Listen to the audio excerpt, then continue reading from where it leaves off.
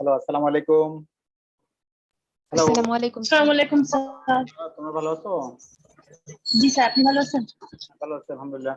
তোমরা জয়েন করো, কেমন? আমরা 2-3 মিনিট 3-4 মিনিটের মধ্যে ক্লাস শুরু করে দিব ইনশাআল্লাহ। তো তোমরা জয়েন করতে থাকো, কেমন? Okay sir.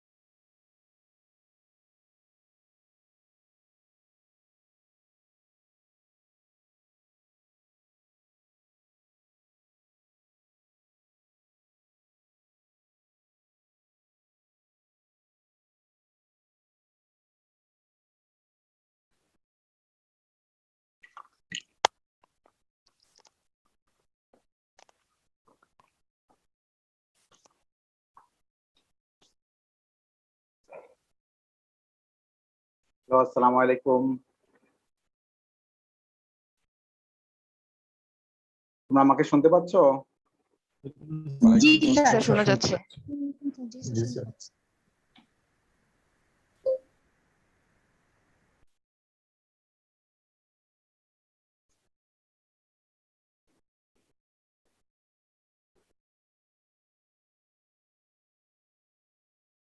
Now I am sharing my page, okay? Sir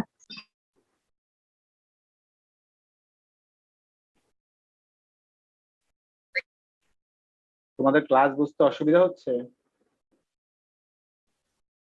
না স্যার হয়নি আপাতত।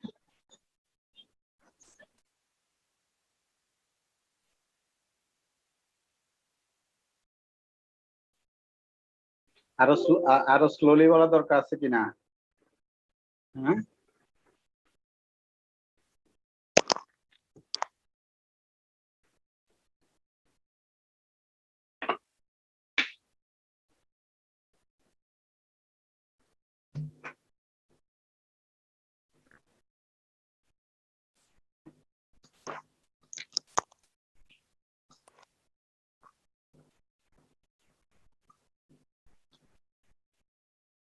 তোমাদেরকে আরো স্লোলি বলা দরকার আছে কিনা? নাকি বুঝতেছো আমার কথা? জি স্যার বুঝতেছি। বুঝছি। Up to previous class, we have completed up to this position. So I hope that you have understood what I was trying to say in my last class. I hope that you have understood all of the things and try yourself best to understand my lecture. If you have any problem in that case, please ask me question so that I can give you the clear concept. তাহলে আমি বাংলাতেই বলি এখন, কারণ হচ্ছে যে জি sir. ইংলিশে বললে তোমরা দেখা যাবে যে কিছুই বুঝতে পারতেছো না। হ্যাঁ, স্যার আমরা কিছুই বুঝতে পারি না।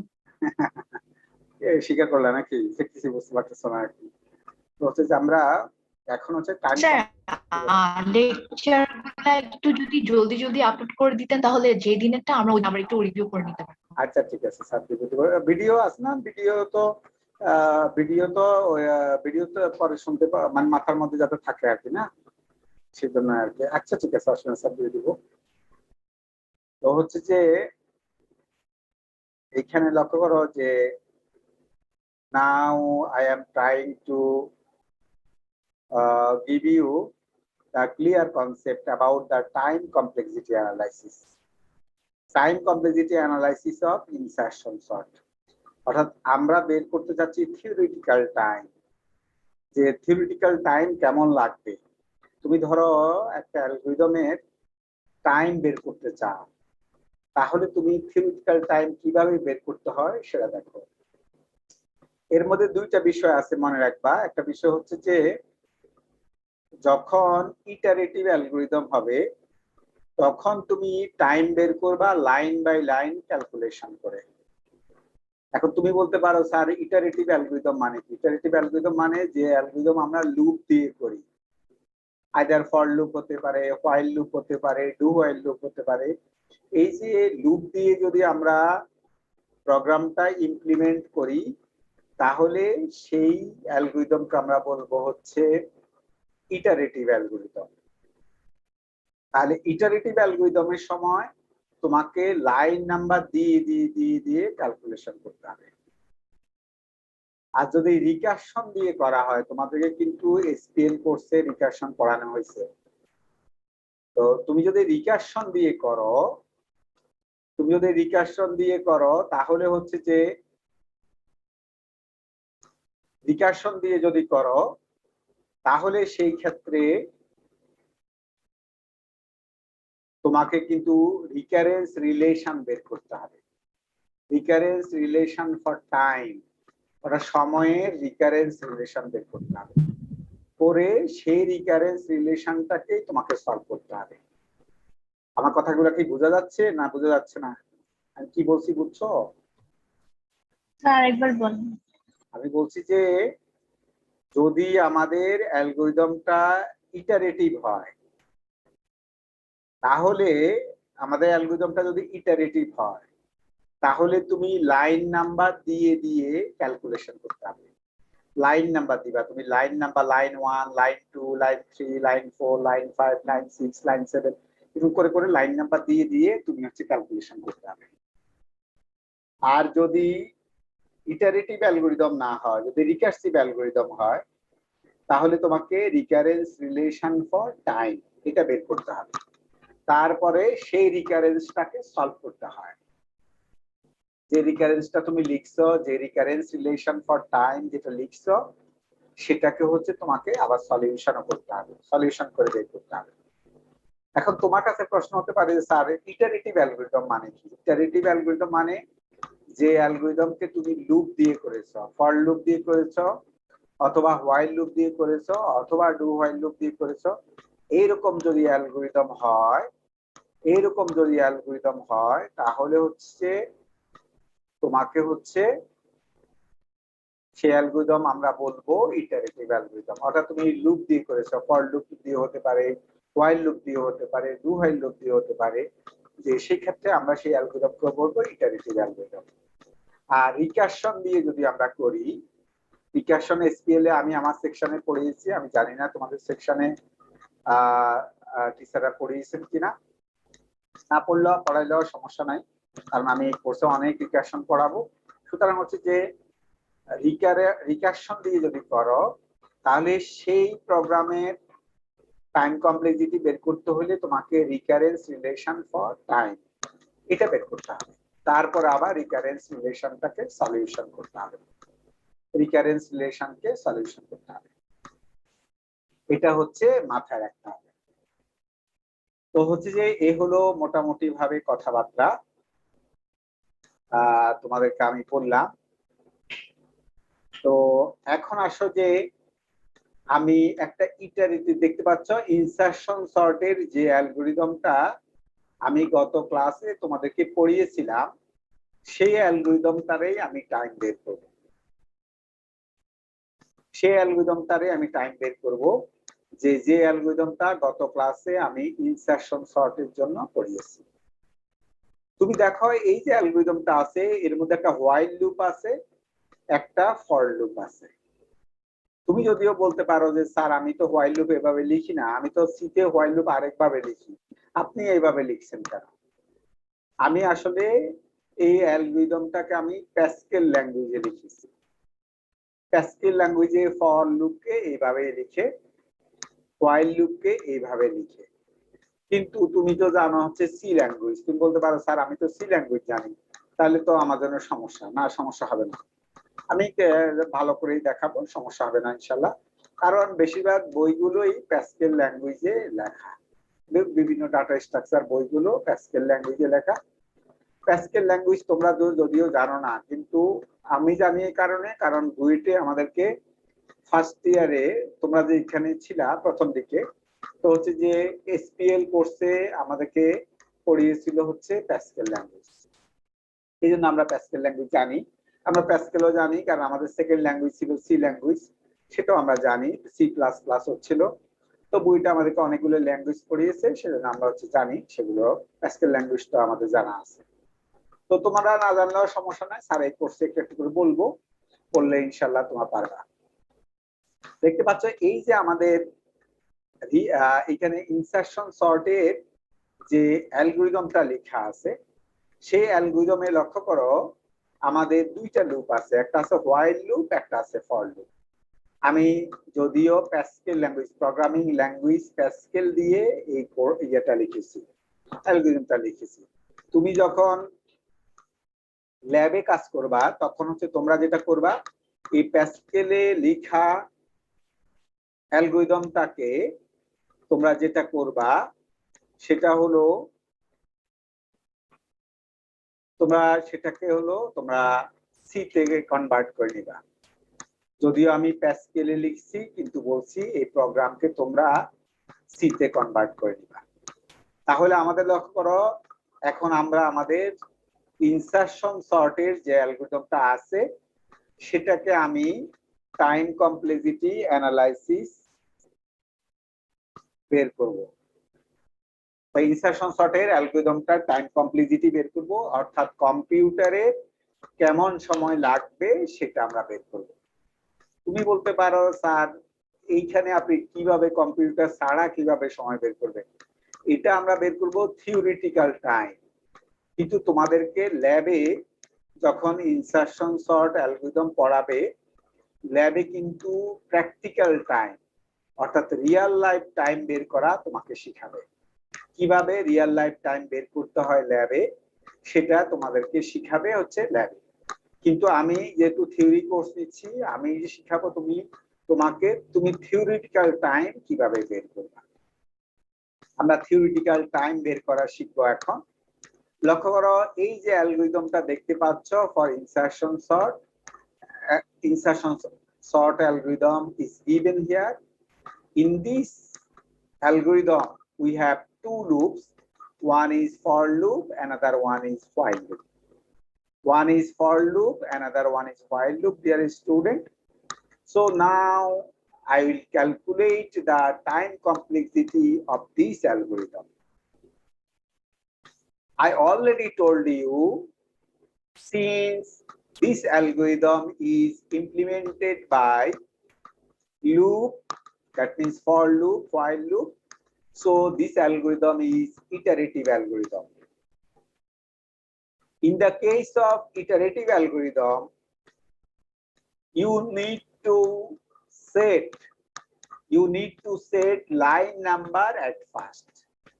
তোমাকে আগে লাইন নাম্বার দিতে হবে। আমি আগেই বলছি ইটারেটিভ অ্যালগরিদমে টাইম বের করার সময় লাইন নাম্বার দিতে হয়। লক্ষ্য, line 1, line 2, line 3, line 4, line 5, line 6, line 7, আমি 7টা লাইন এখানে দিলাম। তুমি বলতে পারো স্যার এন্ড হোয়াইল এর মধ্যে লাইন নাম্বার কেন দেন নাই? এন্ড হোয়াইল কোনো সিগনিফিকেন্ট লাইন না, কারণ হোয়াইল লুপের এন্ড এন্ড হোয়াইল, while লুপের end end while, for loop তার যে এন্ড এন্ড ফর। তো আমি আবার বলছি হোয়াইল লুপ শেষ এজন্য আমি এন্ড হোয়াইল লিখেছি, ফর লুপ শেষ এজন্য এন্ড ফর লিখেছি। যেহেতু এন্ড হোয়াইল এবং এন্ড ফর ইম্পর্টেন্ট কোনো লাইন না, এইজন্য আমি কোনো লাইন নাম্বার দেই নাই। এন্ড হোয়াইল মানে হোয়াইল লুপ শেষ, ফর লুপ শেষের জন্য আমি end for. So since end while and end for are not significant line, so I did not give any line number to those lines. আমি end while এবং end for এ কোনো line number দেই না। এবার আসো আমি প্রথমে অ্যানালাইসিস করতেছি এই যে প্রথম লাইনটাকে দেখতে পাচ্ছ, now time complexity analysis. Now I am doing the time complexity analysis. I have to find out the time complexity analysis. So how can I find out the time complexity analysis? At first, I will tell you about the best case analysis. in my yesterday class, I already told you what is best case. Best case মানে কি তোমাকে আমি বলছি, যে best case মানে কি গত class আমি বলছি। বেস্ট কেস মানে হচ্ছে তোমাকে আমি বললাম অ্যাসেন্ডিং অর্ডার, অর্থাৎ ছোট থেকে বড় দিকে সাজাও। আমি ডাটাগুলো অলরেডি সাজিয়ে দিয়েছি, লক্ষ্য করো 10, 20, 30 ডাটাগুলো অলরেডি কিন্তু সাজানোই আছে। আমি তোমাকে বললাম ছোট থেকে বড় দিকে সাজাও, তোমার 10, 20, 30 ডাটাগুলো কিন্তু অলরেডি কিন্তু সাজানোই আছে। This is called best case of sort. কারণ আমি তোমাকে সাজাইতে বলছি ছোট থেকে বড় দিকে, অলরেডি কিন্তু ছোট থেকে বড় দিকে সাজানোই আছে। This is the best case of sorting. Now, dear student, I will analyze the best case analysis. Now I will show you the best case analysis. Here, best case analysis. Best case analysis. I will talk about best case analysis. Dear student, what is best case analysis? Already I told you.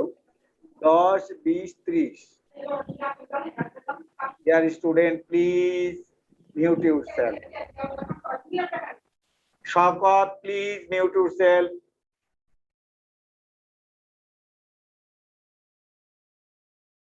Now I will talk about the best case analysis.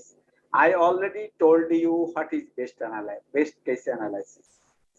I am telling you to sort this data in ascending order, but data already in ascending order. আমি তোমাকে বললাম ছোট থেকে বড় দিকে সাজাও, কিন্তু ডাটাগুলো অলরেডি ছোট থেকে বড় দিকে সাজানোই আছে।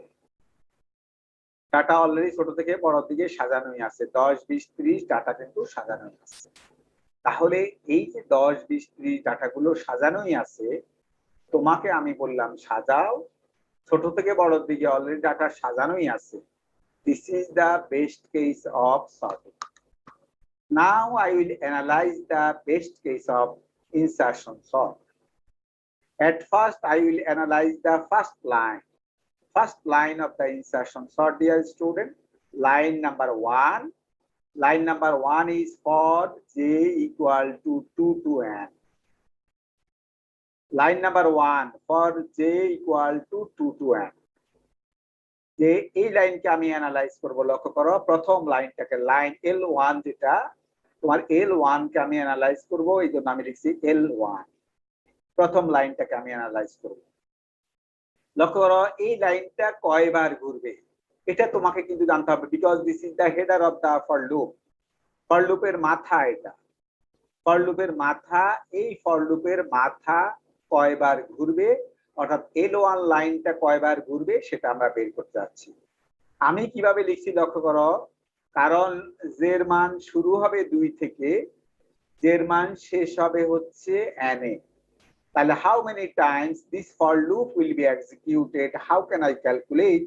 লক্ষ্য করো আমি কিভাবে লিখছি, n minus 2, n minus 2 plus 1 then plus 1। তুমি বলতে পারো স্যার আপনি কেন প্রথমবার, এই যে এখানে আছে n minus 2 plus 1, এটা হচ্ছে ট্রু ভ্যালুর জন্য ঘুরবে, আর another plus 1 I have written for false value। তুমি বলতে পারো স্যার এটা কেন লিখছেন, আমরা কিছুই বুঝি নাই। আমি কিভাবে লিখছি আরেকবার বলছি, n minus 2, n minus 2, n minus 2 plus 1, এটা বলছি সত্য ভ্যালুর জন্য ঘুরবে, আর মিথ্যা ভ্যালুর জন্য হচ্ছে যখন লুপ থেকে বেরিয়ে আসবে তখন মিথ্যা হইলে, আমরা জানি লুপের কন্ডিশন মিথ্যা হলে বেরিয়ে আসে, তাহলে মিথ্যার জন্য হচ্ছে একবার, তাহলে সত্যর জন্য হচ্ছে কয়বার, n minus 2 plus 1, এটা হচ্ছে সত্যর জন্য, আর মিথ্যা যখন লাস্ট বার লুপ থেকে বেরিয়ে আসবে কন্ডিশন মিথ্যা হলে বেরিয়ে আসে, সেজন্য লিখছি একবার হচ্ছে মিথ্যার জন্য। তাহলে n minus 2 plus 1 plus 1, that means n times, এটা n টাইম ঘুরবে। তুমি বলতে পারো যে স্যার আমি তো কিছুই বুঝি নাই, আপনার কথাটা এখানে কিছু আমি বুঝি নাই। তুমি সিম্পলে সি এর হোয়াইল লুপটার কথা চিন্তা করো। সবাই এই যে এখানে আমি একটা এক্সাম্পল দিচ্ছি, লক্ষ্য করো সি এর একটা কিন্তু হোয়াইল লুপ, সি এর একটা হোয়াইল লুপের কথা চিন্তা করো। বলো দেখি এই লাইন, এই হোয়াইল লুপ কয়বার ঘুরবে, বলো দেখি এই হোয়াইল লুপ ঘুরবে কয়বার? 3 বার। 3 বার। 3 বার। 3 বার ঘুরবে কিন্তু 70 জন্য, কিন্তু এই যে কন্ডিশন যেটা আছে i less than equal to 3, এই কন্ডিশন কিন্তু এক্সিকিউট হবে 4 বার। তুমি বলতে পারো কেন 4 বার? কারণ 3 বার হচ্ছে 70 জন্য ঘুরবে 3 বার, আর যখন লুপ থেকে বেরিয়ে আসবে, বলো কখন লুপ থেকে বেরিয়ে আসবে? i এর মান যখন 4 হবে, 4 হবে। i এর মান যখন 4 হবে তখন লুপ থেকে বেরিয়ে আসবে, i এর মান যখন 4 হবে, 4 less than equal to 3, this condition is false. When the condition is false, in that case loop will not be executed. So এখানে আমি ব্যাখ্যা দিচ্ছি, লক্ষ্য করো, এই কন্ডিশনটা 4 বার এক্সিকিউট হবে। কম্পিউটার পড়বে এই টার্মিনেশন কন্ডিশনকে 4 বার। 4 বার কেন পড়বে? 3 বার পড়বে সত্যের জন্য, 1 বার পড়বে মিথ্যার জন্য, সেজন্য আমি বলছি 4 বার। এই 4 এর ব্যাখ্যা দিছি। 3 বার হচ্ছে সত্যর জন্য, 1 বার হচ্ছে মিথ্যার জন্য। তাহলে এই টার্মিনেশন কন্ডিশনটা পড়বে কয়বার? 4 বার পড়বে কম্পিউটার, তার মধ্যে 3 বার পড়বে সত্যের জন্য, 1 বার পড়বে মিথ্যার জন্য। কিন্তু লুপের জিনিস আমরা জানি যে কখনো মিথ্যার জন্য হয় না, লুপের ভিতরে জিনিস ঘুরে শুধুমাত্র সত্যের জন্য।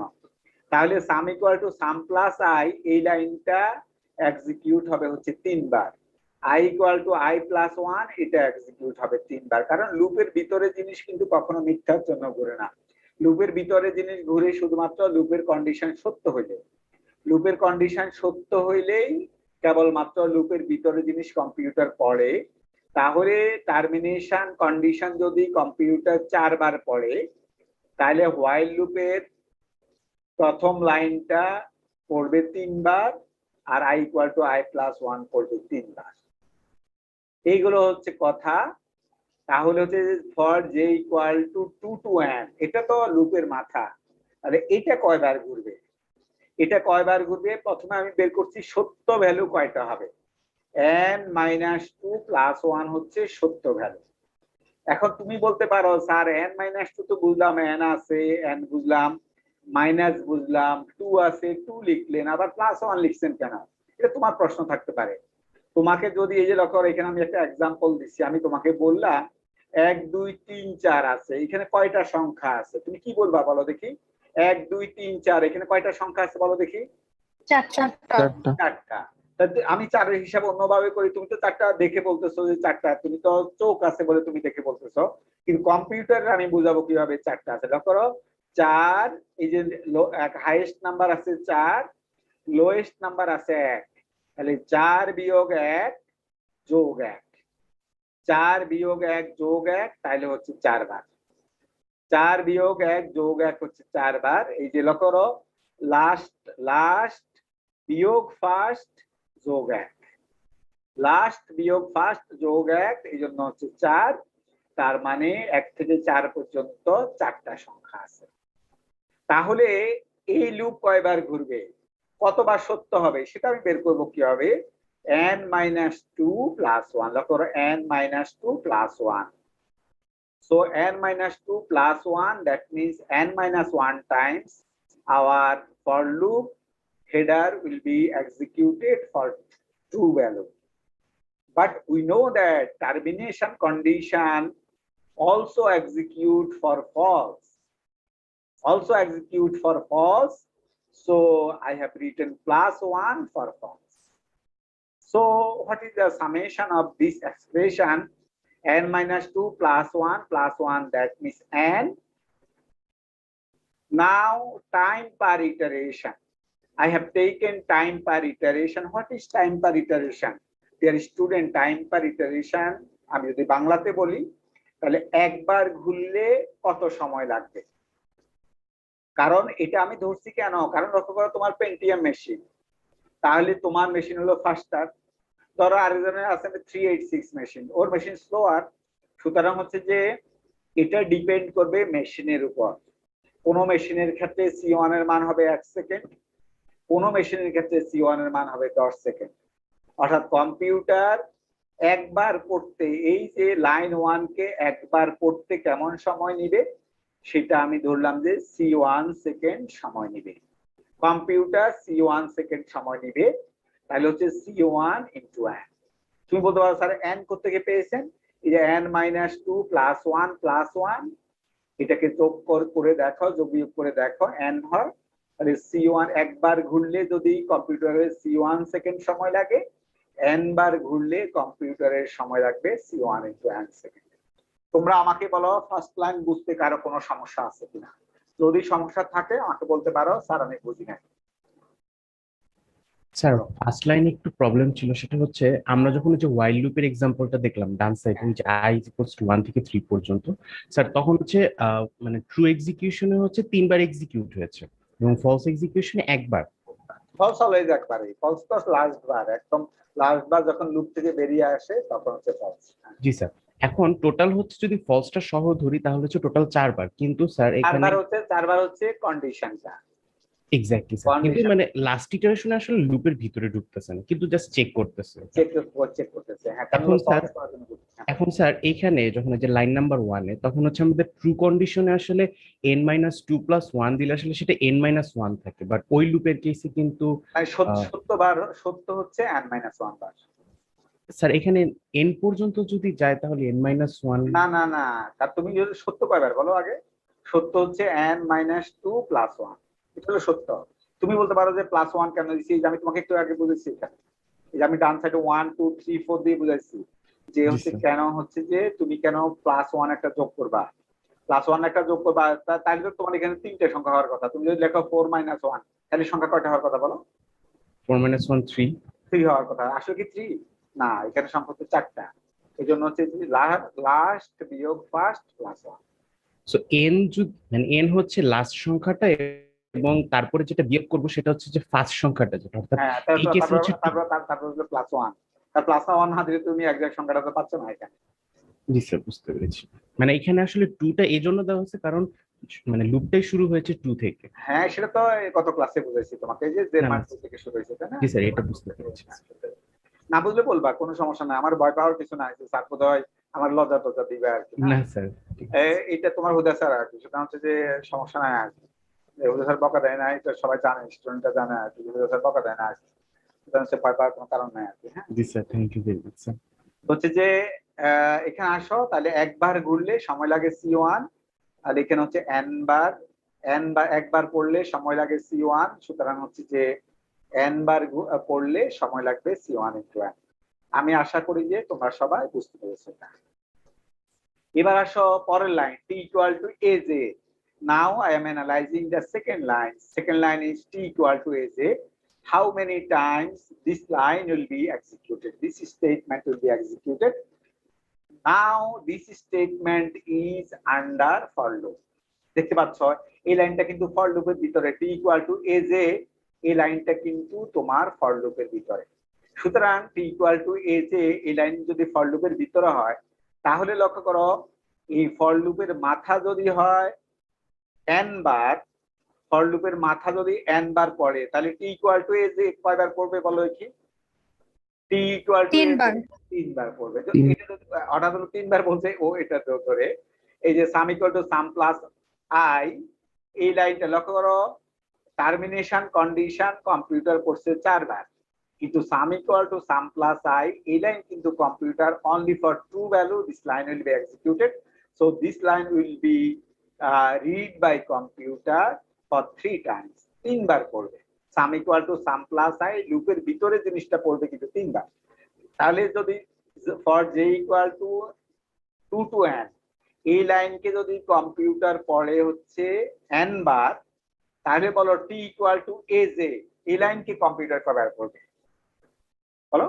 n এর থেকে এক কমে যাবে, n-1 n-1 বার। তাহলে স্যার সেই জন্যই লিখছি n-1 বার, সেই জন্যই আমি লিখছি n-1 বার। তাহলে হচ্ছে যে ধরো এই লাইনকে t = az, এই লাইনকে একবার পড়তে কম্পিউটারের সময় লাগবে c2, so c2 × n-1, so c2 × n-1 সেটা লিখব। তারপর হচ্ছে যে i = j-1, এটা হচ্ছে যে L3 হচ্ছে যে i = j-1, এই লাইনটা হচ্ছে L3। লক্ষ্য করো এই যে i = j-1, এই লাইনও কিন্তু ফর লুপের ভিতরে, তুমি দেখতে পাচ্ছ ফর লুপের ভিতরে আছে i = j-1, এই লাইনটাও কিন্তু ফর লুপের ভিতরে। তাহলে ফর লুপ যদি তোমার হচ্ছে যে n বার এক্সিকিউট হয়, ফর লুপের মাথা যদি n বার এক্সিকিউট হয়, তাহলে বলো i ইকুয়াল টু j-1 এই লাইন কয়বার এক্সিকিউট হবে বলো? একবার। একবার কম হবে, তাই তো?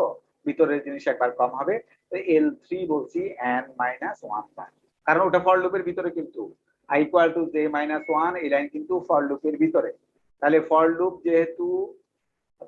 যেহেতু এক্সিকিউট হয়েছে n বার, এই যে লাইন প্রথম লাইন যেহেতু n বার, তাহলে যেহেতু i ইকুয়াল টু j-1 এই লাইন যেহেতু ফর লুপের ভিতরে, সুতরাং এই লাইন হচ্ছে একবার কম ঘুরবে। তাহলে এই লাইন যদি L1 যদি n বার হয়, তাহলে L3 হবে হচ্ছে n-1 বার। L3 হবে হচ্ছে n-1 বার। একবার i ইকুয়াল টু j-1 এই লাইনকে কম্পিউটার করতে সময় লাগবে c3 সেকেন্ড ধরো, তাহলে একবার করতে যদি c3 সেকেন্ড সময় লাগে, তাহলে n-1 বার করতে সময় লাগবে c3 ইন্টু n-1 বার। সবাই বুঝছি কিনা? L1 L2 L3 কি ঠিক মতো বুঝছি কিনা? না বুঝলে আমাকে বলতে পারো, স্যার আমি বুঝি নাই, কিছুই বুঝি নাই। বলো, সবাই ক্লিয়ার? জি স্যার। যদি বুঝতে একটু কষ্ট হয়, এই যে হোয়াইল লুপের এক্সাম্পলটা দিয়েছি সেটা কিন্তু ভালো করে বোঝার চেষ্টা করবা। আমি এটা লিখে দিচ্ছি 4 বার, এই সাম equal to some plus i হচ্ছে 3 বার, i equal to i plus 1 হচ্ছে 3 বার। লুপের ভিতরে জিনিস হচ্ছে একবার কম করে টার্মিনেশন কন্ডিশন কিনা। নাও L4, now I am talking about the L4. L4 is the header of the while loop. দেখতে পাচ্ছ L4 is the header of the while loop। সুতরাং হচ্ছে যে L4 হচ্ছে while লুপের মাথা। লক্ষ্য করো, গত ক্লাসে আমি তোমাদেরকে এটা বুঝিয়েছিলাম, j এর মান 2 দিয়ে কি হবে, j এর মান 3 দিয়ে কি হবে, j এর মান 4 দিয়ে কি হবে। লক্ষ্য করো, ডাটা যদি 10, 20, 30 হয়, তুমি দেখো, তুমি করে যদি এভাবে করে দেখো, তুমি দেখবা যে এই লুপের মাথা প্রথমবারে ফলস, j এর মান 2 এর জন্য প্রথমবার ফলস, j এর মান 3 এর জন্য প্রথমবার ফলস, j এর মান 4 এর জন্য প্রথমবার ফলস। একবারও সত্য হবে না, প্রথমবারেই ফলস হয়ে যাবে, because of best case, because data already in ascending order. I told you to sort the data in ascending order, but data already in ascending order. Data already সাজানো, আমি তোমাকে তারপরও বললাম তুমি সাজাও, আমি বললাম ভাই তুমি সাজাও, কিন্তু হচ্ছে কি সাজাবে, ডাটা তো সাজানোই আছে। বিকজ অফ দ্যাট তুমি এইভাবে করে দেখো, অ্যাসেন্ডিং অর্ডার নিয়ে দেখো, প্রথমবারেই একদম j এর মান 2 নিয়ে প্রথমবারেই ফলস, j এর মান 3 নিয়ে প্রথমবারেই ফলস, j এর মান 4 নিয়ে প্রথমবারেই ফলস। একবারও সত্য হবে না, প্রথমবারেই ফলস হয়ে যাবে। তাহলে প্রথমবারে যদি ফলস হয়ে যায়, তাহলে কি হবে বলো? হোয়াইল লুপের মাথা প্রথমবারেই ফলস, while loopের মাথা প্রথমবারে false, best case, in best case the header of the while loop is first time it is false. So what will be happen, dear student? So this while loop is under the for loop, দেখতে পাচ্ছ while loopটা for loopের ভিতরে। তাহলে while loopের মাথা যদি একবার ঘুরে আর এটা যদি for loopের ভিতরে থাকে, তাহলে কি কয়বার ঘুরবে বলো? n-1 বার ঘুরবে, কারণ এই while লুপের মাথা কম্পিউটার বেস্ট কেসে পড়ছে একবার, কারণ প্রথমবারেই ফলস। j এর মান 2 নিয়ে প্রথমবারেই কন্ডিশনটা ফলস, j এর মান 3 নিয়ে প্রথমবারেই কন্ডিশনটা ফলস, j এর মান 4 নিয়ে প্রথমবারেই condition false, because data is in ascending order, data already ascending order আছে, সেজন্য প্রথমবারেই ফলস হয়ে যাবে। প্রথমবারে যদি ফলস হয়ে যায়, লক্ষ্য করো while loop কিন্তু while লুপের মাথাটা তাহলে কম্পিউটার একবার পড়বে। while লুপের মাথা যদি একবার পড়ে, এই while লুপটা আছে কিন্তু for লুপের ভিতরে। while লুপটা তোমরা দেখতেই পাচ্ছ, while লুপটা আছে for লুপের ভিতরে। তাহলে for লুপ ঘুরছে n বার, for লুপের মাথা এক্সিকিউট হয়েছে n বার। তাহলে তোমরা আমাকে বলো while লুপ তাহলে কম্পিউটার কয়বার করবে? while লুপের মাথা কম্পিউটার করবে কয়বার পড়বে বলো? while লুপের মাথা কম্পিউটার করবে একবার, কারণ বেস্ট কেসে সে কিন্তু প্রথমবারেই ফলস পেয়ে যাবে, সে j এর মান 2 নিয়ে ফলস পাবে, প্রথমবারেই ফলস পেয়ে যাবে, j এর মান 3 নিয়েও প্রথমবারে ফলস পেয়ে যাবে, যে এর মান 4 নিয়ে প্রথমবারে ফলস পেয়ে যাবে। তার মানে হোয়াইল লুপের মাথা পড়ছে কম্পিউটার একবার পড়ে সে ফলস পেয়ে গেছে। এই যে এখানে আমি লিখে দিচ্ছি for best case execute one time.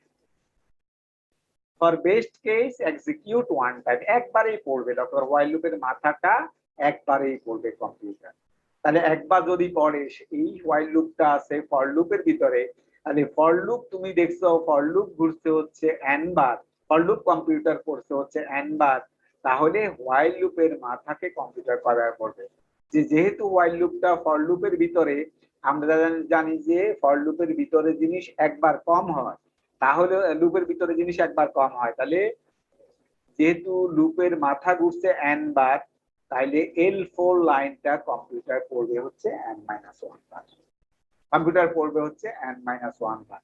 ধরো হোয়াইল লুপের মাথা পড়তে কম্পিউটারের C4 সময় লেগেছে, তাহলে C4 into n-1, C4 into n-1, C4 into n-1, তাহলে C4 ইন্টু n-1 হলো, C4 ইন্টু n-1 হচ্ছে যে আমরা C4 ইন্টু n-1, এটা হচ্ছে আমরা দিয়ে দিলাম। তাহলে C4 ইন্টু n-1 হচ্ছে যে এটা আমরা দিয়ে দিলাম। দেওয়ার পরে লক্ষ্য করো, কারণ একবার পড়লে সময় লাগে C4, আর n-1 বার যেহেতু পড়ছে, তাহলে C4 ইন্টু n-1। এবার আসো L5 কিন্তু কম্পিউটার পড়তেই পারবে না, কারণ তোমাদেরকে একটু আগে আমি বলছি, কারণ যেহেতু ডাটা অ্যাসেন্ডিং অর্ডারে অলরেডি আছে, ডাটা অলরেডি যেহেতু সাজানো আছে, প্রথমবারেই কিন্তু হোয়াইল লুপের মাথা ফলস, প্রথমবারেই হোয়াইল লুপের মাথা ফলস, তার মানে একবার পড়ছে, মাত্র একবার পড়ে সে ফলস পেয়ে গেছে। তাহলে হোয়াইল লুপের মাথা যদি একবার পড়ে, লক্ষ্য করো বেস্ট কেসে হোয়াইল লুপের মাথা যদি একবার পড়ে, হোয়াইল লুপের ভিতরে জিনিস সে পড়তেই পারবে না, কারণ একবার পড়ার পরেই কিন্তু কন্ডিশনটা ফলস হয়ে গেছে, প্রথমবারেই ফলস হয়ে গেছে। তাহলে প্রথমবারে যদি ফলস হয়ে যায়, তাহলে কিন্তু এই যে হোয়াইল লুপের ভিতরে L5 এবং L6 লাইন আছে, এই দুই লাইনকে কম্পিউটার পড়তেই পারবে না, কম্পিউটারে এই দুই লাইনের মধ্যে যেতেই পারবে না, কারণ প্রথমবারেই হোয়াইল লুপের মাথা ফলস হয়ে গেছে। সেজন্যই বলছি যে লক্ষ্য করো L5 এবং L6 কে আমি ক্রস দিয়ে দিচ্ছি, অর্থাৎ কম্পিউটার এই দুই লাইনকে পড়বেই না।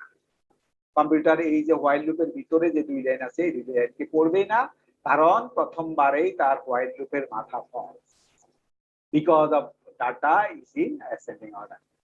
নাও তাহলে L5 L6 পড়লো না, এবার হোয়াইল লুপ থেকে আমি বেরিয়ে এসে হচ্ছে যে L7 ai+1 = t, এটা কিন্তু ফর লুপের ভিতরে, কিন্তু হোয়াইল লুপের বাইরে। তাহলে ফর লুপ ঘুরছে কয়বার, লক্ষ্য করো, ফর লুপ ঘুরছে n বার, ফর লুপ ঘুরছে n বার। তাহলে বলো এই লাইন যেহেতু L7 যেহেতু ফর লুপের ভিতরে, হোয়াইল লুপের বাইরে, তাহলে হচ্ছে যে ফর লুপের ভিতরে জিনিস কয়বার ঘুরবে বলো, n-1 বার, যেহেতু মাথা ঘুরছে n বার, কত L1 যেহেতু ঘুরছে n বার, তাহলে হচ্ছে L7 ঘুরবে হচ্ছে n-1 বার। তাহলে হচ্ছে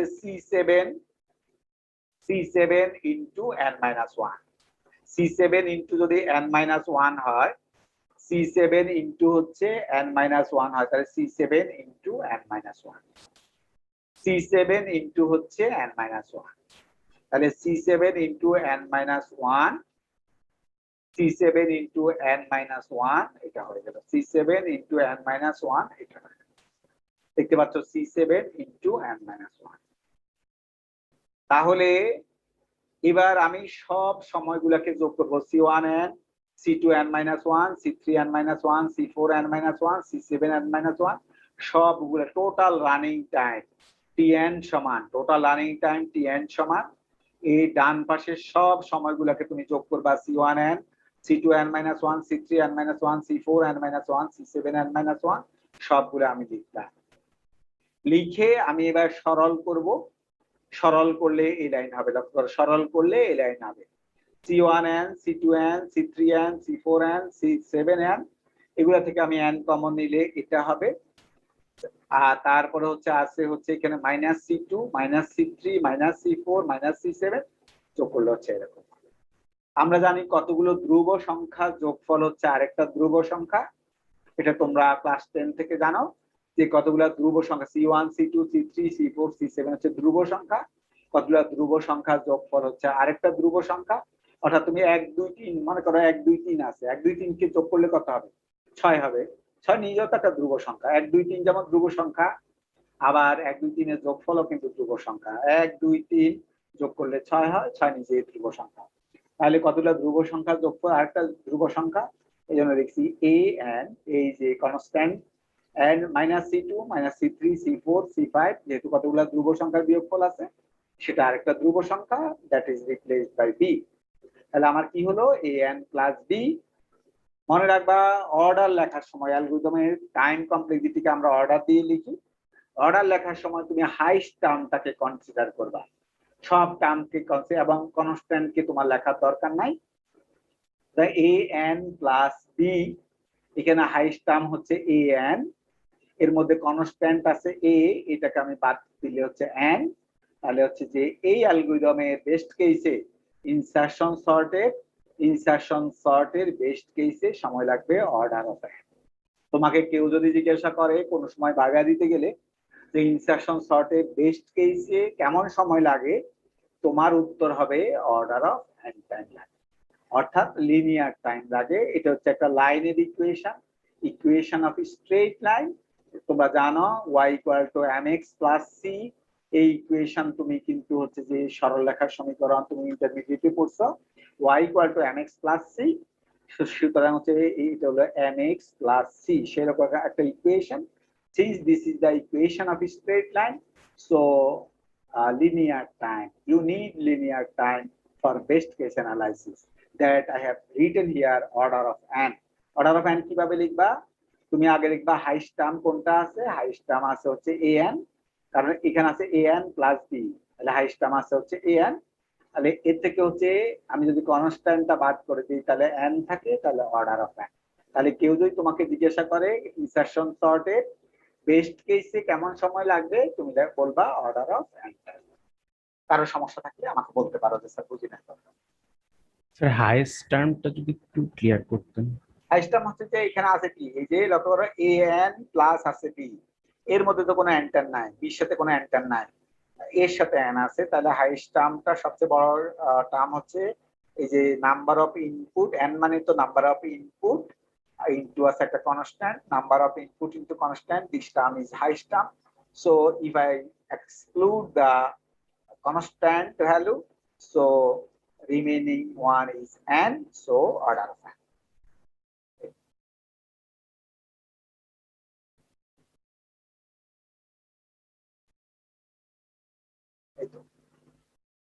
Very simple calculation, I hope that you have understood. কারো কোনো সমস্যা থাকলে 1 মিনিট সময় দিচ্ছি, তুমি আমাকে বলো যে স্যার আমি বুঝি না। কারো কোনো সমস্যা থাকলে আমাকে বলতে পারো। আমরা কিন্তু ইটারেটিভ অ্যালগরিদমের টাইম কিন্তু এভাবেই বের করি, মানে লাইন নাম্বার দিয়ে দিয়ে লুপ দিয়ে যে সকল অ্যালগরিদম গুলো আমরা ইমপ্লিমেন্ট করব সেগুলো হচ্ছে এভাবে লাইন নাম্বার দিয়ে দিয়ে আমরা বের করব।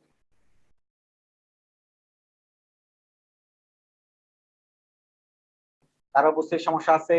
Deer student, do you understand? কারো বুঝতে সমস্যা আছে কিনা বলো। স্যার L5 আর L6 টা স্যার কেন টাইমটা ক্যালকুলেট করা হচ্ছে না, এটা ইনার লুপ এই কারণে? ইনার লুপ হইলে হবে না, তোমার কে বলছে? ইনার লুপ হইলে সেটা বলছি, কারণ হোয়াইল লুপে বেস্ট কেসে হোয়াইল লুপের মাথা কয়বার ঘুরে, আগে আগে বলো। বেস্ট কেসে হোয়াইল লুপের মাথা প্রথমবার পড়লেই কিন্তু ফলস হয়ে যাবে। এই যে এরকম করে তুমি করে দেখো, এই যে আমি যেভাবে করছি না, তুমি এই ডাটা নিয়ে দেখো, তুমি এই ডাটা নিয়ে করে দেখো 10 20 30 সাজানো ডাটা নিয়ে করে দেখো। এখানে তো ডাটা সাজানো ছিল না, এজন্য কিন্তু হচ্ছে ট্রু হয়েছে ফলস হয়েছে, কিন্তু এখানে তুমি সাজানো ডাটা দিয়ে করে দেখো, প্রথমবারে হোয়াইল লুপের মাথা ফলস, একদম প্রথমবারে ফলস হয়ে যাবে, প্রথমবারে হোয়াইল লুপের মাথা ফলস হয়ে যাবে। তো প্রথমবার একবার ঘুরে যদি মাথা যদি একবার ঘুরে, তাহলে লুপের জিনিস, লুপের ভিতরে জিনিস কয়বার ঘুরবে? এটার মতো করে বলো। মাথা যদি একবার পড়ে তাহলে ভিতরে জিনিস কয়বার পড়বে বলো? স্যার তখন তো আর ভিতরে একবারও না, একবারও পড়বে না, 0 বার পড়বে। 0 বার মানে হচ্ছে একবারও পড়বে না। তাহলে i = i - 1, এটাও একবারও পড়বে না। ai + 1 = ai this line will not be executed by computer in the best case, because at first time the header of the while loop is false for the first time. করে দেখো, এরকম করে দেখো, Yes, sir.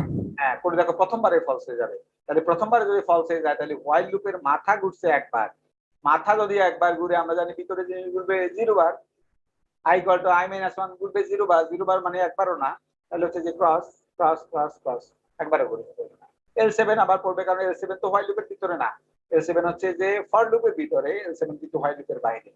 তাহলে while লুপের মাথায় পড়ছে n বার, তাহলে হোয়াইল লুপের ভিতরে জিনিস হচ্ছে একবার কম, n - 1 বার, L7 সমান n - 1 বার, আর একবার করতে সময় লাগবে C7 × n - 1, আর হচ্ছে অর্ডার অফ n টাইম।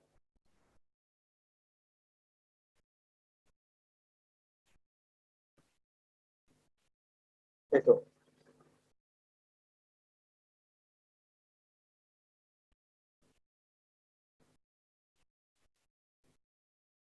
সবাই বুঝছো না বুঝো নাই?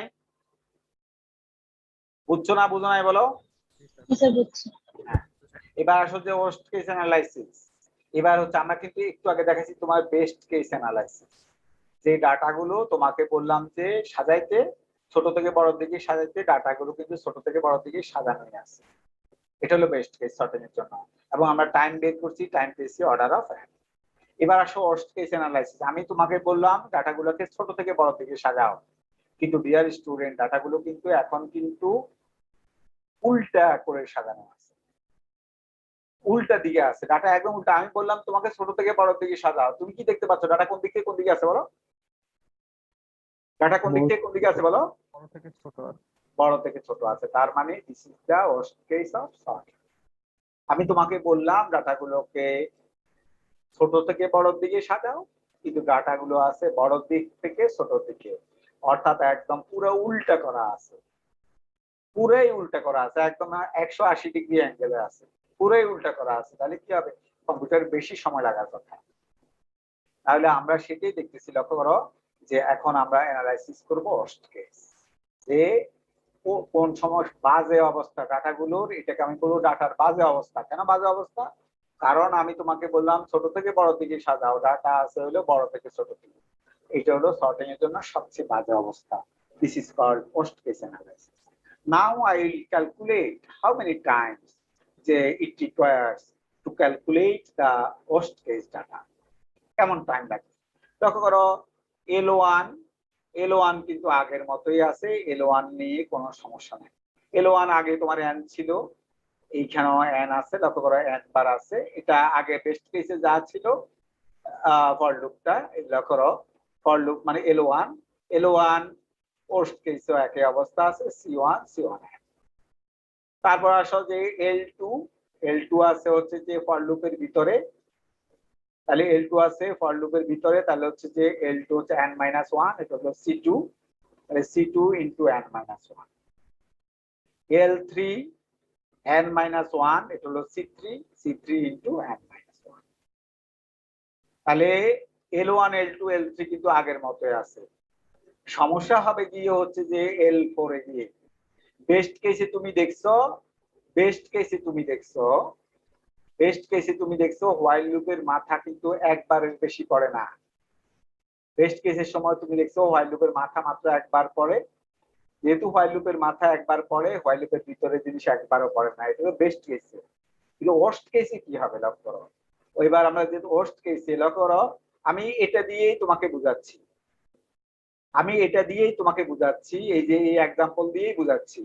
লক্ষ্য করো ওয়ার্স্ট কেসে জের মান যখন 2, তখন কিন্তু হোয়াইল লুপের মাথাটা একবার সত্য হয়েছে, একবার মিথ্যা হয়েছে। আমি এখানে যদিও করে দেখাই নাই, কিন্তু আমি বলছি যে তুমি করে দেখো, এই ডাটা দিয়েই তুমি করে দেখো, এই যে এরকম করে আমার মতো করে গত ক্লাসে যে দেখিয়েছি আমার মতো করে দেখো, যে i এর মান যখন জের মান 2, i এর মান হবে 1, i এর মান 1 নিয়ে তুমি দেখো যে হোয়াইল লুপের মাথা প্রথমবার সত্য, কিন্তু হোয়াইল লুপের মাথা দ্বিতীয়বার কিন্তু হচ্ছে মিথ্যা। i এর মান যখন 0 হয়ে যাবে, হোয়াইল লুপের মাথা মিথ্যা। তাইলে হচ্ছে যে হোয়াইল লুপের মাথা তাহলে কম্পিউটার কয়বার পড়লো? 2 বার পড়লো, 2 টাইমস পড়লো। কেন 2 টাইমস পড়লো? যেহেতু জে এর মান 2 এই জন্য হচ্ছে 2 টাইমস করছে, এই জন্য আমি এটা নিচে দিয়ে লিখছি 2। তার মানে জে এর মান যখন 2 তখন হোয়াইল লুপের মাথা কম্পিউটার 2 বার করছে। জে এর মান যখন 3 তখন কি হবে, যেহেতু ডাটা ওয়ার্স্ট কেসে আছে তাহলে হচ্ছে যে প্রথমবার সত্য, দ্বিতীয়বার সত্য, তৃতীয়বার কি হচ্ছে ফলস। তাহলে এবারে হচ্ছে 3 বার করছে।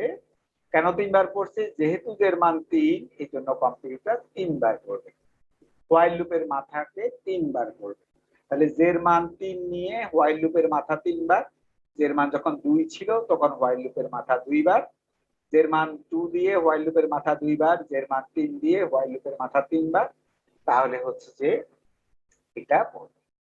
তাহলে হচ্ছে যে এই যে তোমার পড়লো লক্ষ্য করো, তার মানে হোয়াইল লুপের মাথা কয়বার করতে সমস্যাটা, হোয়াইল লুপের মাথাতে। বেস্ট কেসে হোয়াইল লুপের মাথারে পড়ছিল একবার, কিন্তু ওয়ার্স্ট কেসে হোয়াইল লুপের মাথা কয়বার করতেছে, হোয়াইল লুপের মাথা যখন জে এর মান 2 তখন 2 বার, যখন জে এর মান 3 তখন হচ্ছে হোয়াইল লুপের মাথা 3 বার। তাহলে ওয়ার্স্ট কেসে হোয়াইল লুপের মাথা কম্পিউটার কয়বার করবে, জে এর মান যদি 2 হয় তাহলে 2 বার করবে, জে এর মান যদি 3 হয় তাহলে 3 বার করবে। সেজন্য আমি লিখছি দেখো হোয়াইল লুপের মাথা সম্পর্কে আমি L4 সম্পর্কে কি লিখছি দেখো, L4 সম্পর্কে এইখানে লিখছিলাম n-1 বার বেস্ট কেসে, কিন্তু ওয়ার্স্ট কেসে কি লিখছি লক্ষ্য করো, বলছি জে বার ঘুরবে, হোয়াইল লুপ ঘুরবে হচ্ছে জে বার। এই যে আমি তোমাকে জে এর ব্যাখ্যা দিয়েছি এখানে, হোয়াইল লুপ জে বার ঘুরবে, জে এর মান যখন 2 তখন 2 বার, জে এর মান যখন 3 3 বার, তাহলে জে এর মান যত ততবার। যেহেতু হোয়াইল লুপটা আছে হচ্ছে লক্ষ্য করো, হোয়াইল লুপটা আছে হচ্ছে ফর লুপের ভিতরে, হোয়াইল লুপটা আছে ফর লুপের ভিতরে, এই জন্য আমি একটা সামেশন দিয়ে লিখছি যে জে এর মান 2 থেকে n পর্যন্ত, জে এর মান 2 থেকে n পর্যন্ত এটা হবে, জে এর মান 2 থেকে n পর্যন্ত। কারণ আমাদের দেখতে পাচ্ছ এই হোয়াইল লুপটা আছে হচ্ছে ফর লুপের ভিতরে, ফর লুপে জে এর মান হচ্ছে 2 থেকে n পর্যন্ত, তাহলে হচ্ছে যে এইখানে হচ্ছে যে জে থেকে n পর্যন্ত। আর কেন যে লিখেছি, কারণ এখানে ব্যাখ্যা দিয়েছি তোমাকে, জে এর মান যখন 2 তখন হচ্ছে 2 বার, জে এর মান যখন 3 তখন হচ্ছে 3 বার। তাহলে হচ্ছে জে এর মান যত ততবার ঘুরবে হোয়াইল লুপের মাথাটা। তাহলে জে আর জে এর মান বলছি 2 থেকে n পর্যন্ত, জে এর মান যখন 2 তখন 2 বার, জে এর মান যখন 3 তখন 3 বার, জে এর মান যখন 4 ততবার। এই জন্য বলছি যেহেতু এই লুপটা আছে, হোয়াইল লুপটা আছে ফর লুপের ভিতরে, তাহলে হচ্ছে যে এই জন্য লিখছি summation of j equal to 2 to n, আর হোয়াইল লুপটা ঘুরবে জে বার। তাহলে একবার ঘুরতে সময় লাগে যদি C4, তাহলে C4 ইনটু এটা, C4 ইনটু এটা, তাহলে C4 ইনটু যদি এটা হয় তাহলে এটা হলো, স্যার বলো এখানে কি টোটাল 5 বার ঘুরবে? কোনবার, এখানে 5 বার, দেখো 5 বার কিভাবে হয়। তোমার তো তাহলে হচ্ছে যে আমাদের এই ডাটার জন্য 5 বার কিভাবে হয়েছে, জে এর মান 2 থেকে n পর্যন্ত, জে এর মান 2 থেকে কত পর্যন্ত, n পর্যন্ত, n এর মান কত, একটা ডাটা, দুইটা ডাটা, তিনটা ডাটা, আমাদের ডাটা আছে কয়টা বলো এখানে, এখানে আমাদের n এর মান কত বলো, 3, n এর মান আছে 3, কারণ আমাদের তিনটা ডাটা আছে। তাহলে n এর মান যদি 3 হয় তাহলে জে এর মান 2 থেকে 3 পর্যন্ত, n এর মান যেহেতু 3, জে এর মান 2 থেকে 3 পর্যন্ত, তাহলে সামেশনের মধ্যে লিখছি, তাহলে জে এর প্রথম মান 2, তাহলে 2 বসা, 2 যোগ জে এর পরের মান হচ্ছে 3, 2 যোগ 3 কত হলো 5, 5 বার হলো। এই যে এখানে আমাদের 5 বার হয়েছে, কম্পিউটার 5 বার করছে। তাহলে হচ্ছে যে এখানে তুই বসা, দেখো n এর মান যেহেতু 3, আমাদের যেহেতু 3টে ডাটা আছে, n এর মান 3, তাহলে জে এর মান 2 থেকে 3 পর্যন্ত, জে এর মান 2 থেকে যদি 3 পর্যন্ত হয় এখানে বসাও, জে এর মান 2 বসাও, 2 আর যেহেতু সামেশন সাইন আছে 2 প্লাস 3 এবং হচ্ছে যে পরবর্তী মান 3, তাহলে 2 প্লাস 3 মানে 5, এখানে 5 বার হয়েছে। এই জন্য বলছি যে এর মান 2 থেকে n পর্যন্ত। একবার ঘুরতে কম্পিউটারের সময় লাগবে C4, তাহলে C4 ইনটু এটা। এবার আসো L5, পরবর্তী লাইনকে আমরা অ্যানালাইসিস করি। L5 হচ্ছে লুপের ভিতরের লাইন, হোয়াইল লুপের ভিতরের লাইন। হোয়াইল লুপ কয়বার ঘুরছে বলো, একটু আগে তোমাদেরকে আমি বলছি হোয়াইল লুপ কয়বার করছে, 5 বার। 5 বার না, জে বার। এই যে এখানে আমি ব্যাখ্যা দেখাইছি তোমাকে, জের মান যখন 2 তখন হচ্ছে যে জে বার, জের মান যখন 2 তখন জের মান হচ্ছে 2 2 বার, জের মান যখন 3 তখন হচ্ছে 3 বার। এই ডাটার জন্য তিনটার জন্য এনা হচ্ছে 5 বার, যদি 10টা হয় তখনও কি 5 বার? না, তখন তো চেঞ্জ হবে। তাহলে জের মান যখন 2 তখন হচ্ছে 2 বার, জের মান যখন 3 তখন হচ্ছে 3 বার। তাহলে হচ্ছে যে এইখানে হচ্ছে যে জের মান যত ততবার জে বার। তাহলে হোয়াইল লুপের মাথা ঘুরতেছে জে বার, একটু আগে বলছি জে বার, জে বার হয়। আমি এখানে লিখে দিছি 2 নিচে লিখছি জে। কেন লিখছি 2 নিচে জে? কারণ জের মান যখন 2 তখন 2 বার, জের মান যখন 3 তখন 3 বার। তাহলে জের মান যত ততবার, জের মান যত ততবার ঘুরবে হোয়াইল লুপের মাথা। তাহলে জের মান ওই জন্য জে লিখছি। তাহলে এবার বলো তাহলে হোয়াইল লুপের ভিতরের L5 টা কয়বার হবে? হোয়াইল লুপের মাথা যদি জে বার ঘুরে তাহলে L5 কয়বার ঘুরবে? L5 একবার কম। একবার কম ঘুরবে, সেজন্য আমি লিখছি একবার কম। আমি লিখছি জে মাইনাস 1 বার। যে লক্ষ্য করো L5 এ লিখছি জে জায়গায় লিখছি জে মাইনাস 1 বার। তাহলে হচ্ছে C5 ইনটু এই যে এটা, এই যে এটা। তারপর সে L6 ও হোয়াইল লুপের ভিতরে, L6 ও হোয়াইল লুপের ভিতরে। যেহেতু L6 হোয়াইল লুপের ভিতরে তাহলে হোয়াইল লুপের মাথা ঘুরছে জে বার। হোয়াইল লুপের মাথা যদি জে বার হয় তাহলে i equal to i minus 1, ওটাও জে মাইনাস 1 বার, একবার কম। একবার কম। আর জের মান কত? কারণ যেহেতু এটা আছে হলো আউটার লুপের ভিতরে, ফর লুপের ভিতরে, তাহলে হচ্ছে যে ফর লুপ ঘুরতেছে কয়বার? জের মান 2 থেকে n পর্যন্ত। তাহলে এটা হয়ে গেল C6 ইনটু এটা। তারপর হচ্ছে L7 হচ্ছে যে L7 যদি হয় তাহলে L7 হচ্ছে যে C7 ইনটু n মাইনাস 1। কারণ L7 তো আর হোয়াইল লুপের ভিতরে না, L7 হচ্ছে ফর লুপের ভিতরে। সুতরাং হচ্ছে যে ফর লুপ ঘুরছে কয়বার? একটু আগেও তোমাদেরকে আমি বলছি টেস্ট কেসের সময় n মাইনাস 1 বার। যেহেতু এই লাইন হচ্ছে ফর লুপের ভিতরে, এইখানে যতবার হয়েছে তাহলে হচ্ছে এইটাও একই বার। L7 হচ্ছে n মাইনাস 1 বার, C7 টু n মাইনাস 1। এবার আসো আমার সব সময়গুলোকে যোগ করতে হবে। C1n, C2n minus 1, C3n minus 1, এটা পুরোটাকে আমি যোগ করে এইখানে লিখলাম। লিখার পরে C1n যোগ C2n মাইনাস 1, এটা লিখলাম C3n মাইনাস 1। এবার আমি সামেশন সাইনটাকে ভাঙলাম। কিভাবে ভাঙলাম? C4 জের মান 2 থেকে n পর্যন্ত, তাহলে জের মান প্রথম মান 2 বসাইলাম, এর পরের মান 3 বসাইলাম, ডট ডট ডট, যে লাস্ট মানে n কে বসাইলাম। সামেশনটাকে আমি ভাঙলাম।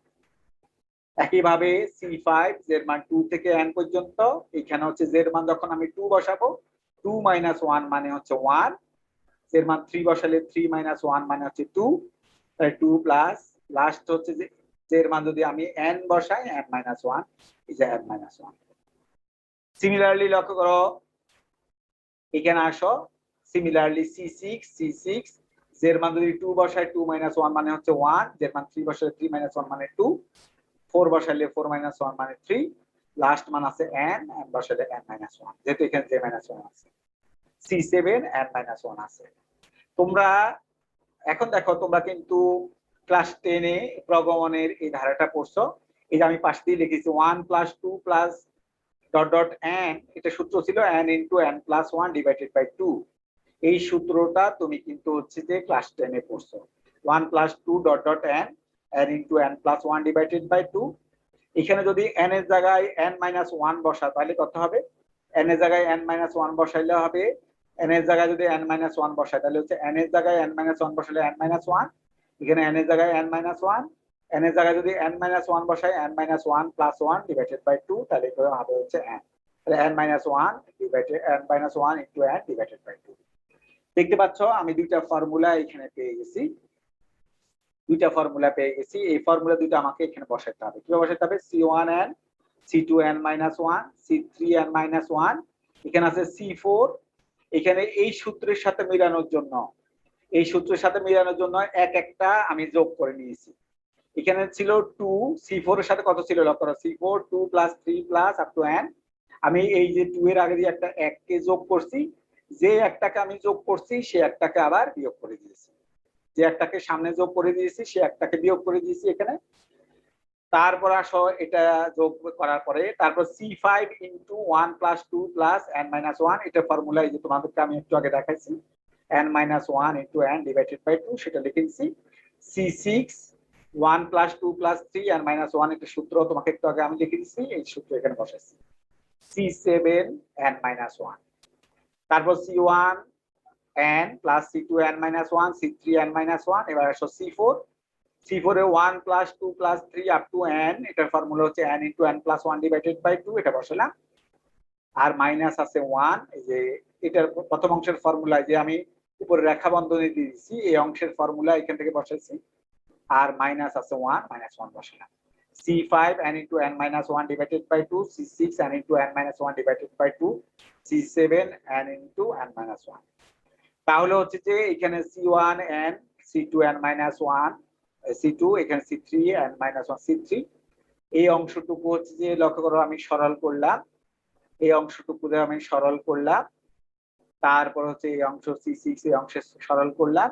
তারপর C7 n minus n। এবার আমি n স্কয়ার কমন নিলাম, যেগুলোর সাথে n স্কয়ার আছে n স্কয়ার কমন নিছি, যেগুলোর সাথে n আছে সেগুলো থেকে n কমন নিছি, যেগুলোর মধ্যে কিছুই নাই সেগুলোতে ডাইরেক্ট এখানে প্লাস দিয়ে দিচ্ছি। কতগুলো কনস্ট্যান্টের যোগফল আরেকটা কনস্ট্যান্ট, কনস্ট্যান্টের যোগফল আরেকটা কনস্ট্যান্ট, এখানে কতগুলো কনস্ট্যান্টের যোগফল আরেকটা কনস্ট্যান্ট। এখানে হাইস্ট টার্ম হচ্ছে a n স্কয়ার, এটা হচ্ছে হাইস্ট টার্ম, যেহেতু এখানে n স্কয়ার আছে সাথে, তাহলে পোস্ট কেসে ইনসারশন সর্টে রাখবে অর্ডার অফ n স্কয়ার। যেহেতু হাইস্ট টার্ম হচ্ছে আমার a n স্কয়ার, এটা হাইস্ট টার্ম, কনস্ট্যান্ট কে বাদ করে দিলে n স্কয়ার আছে শুধু, তাহলে অর্ডার অফ n স্কয়ার। তোমাকে কেউ যদি বলে ওয়ার্স্ট কেসে কেমন টাইম লাগবে, তুমি বলবা যে ওয়ার্স্ট কেসে insertion saute order of n square থাকবে। এই তো, কারো কোনো সমস্যা আছে? সমস্যা থাকলে আমাকে বলতে পারো। স্যার L4 লাইনটাতে একটু যাওয়া যাবে? কোন লাইন?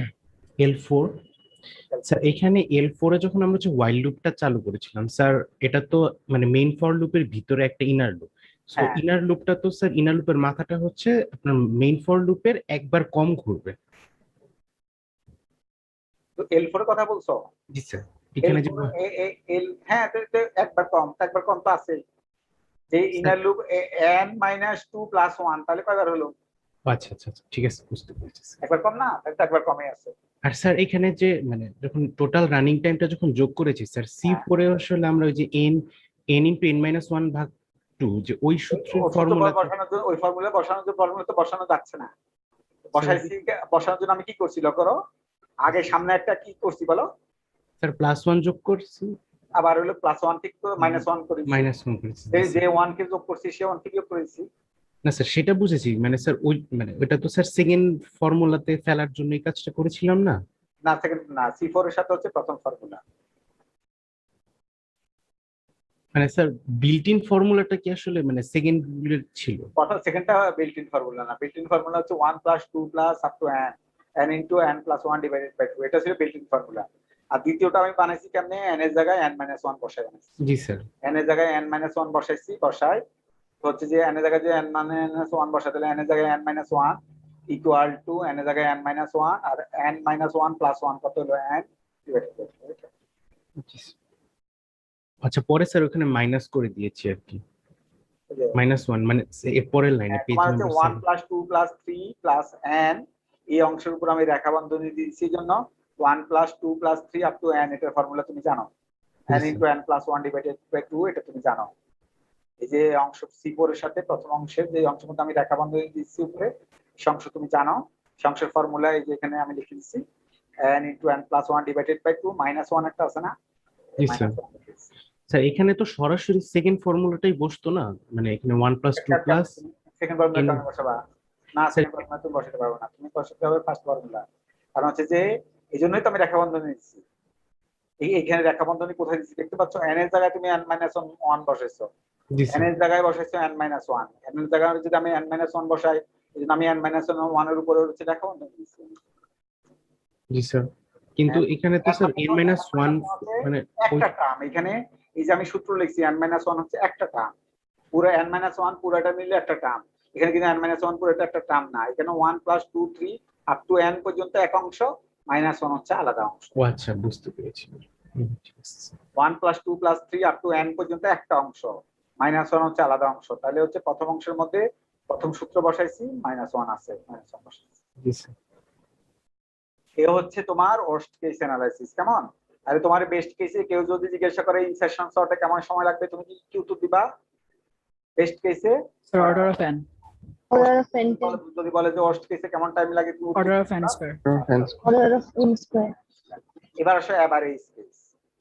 স্যার স্যার আমাদের Sir, কি প্রুফ গুলো আসবে পরীক্ষায়? হ্যাঁ, পরীক্ষায় প্রুফ আসবে না কেন? পরীক্ষায় স্যার বলছে যে কাশেম স্যার তো এক সেকশন নিচ্ছে, আমাদের যে প্রবিসি স্যার, বুঝছো তো, প্রবিসি স্যার নিচ্ছে এক সেকশনে ক্লাস নিচ্ছে, তার এক সেকশন তো আমি নিচ্ছি, আর 2 সেকশন নিচ্ছে আরমান আশকারি। সুতরাং হচ্ছে যে প্রবিসি স্যার তো আমারও স্যার আর কি।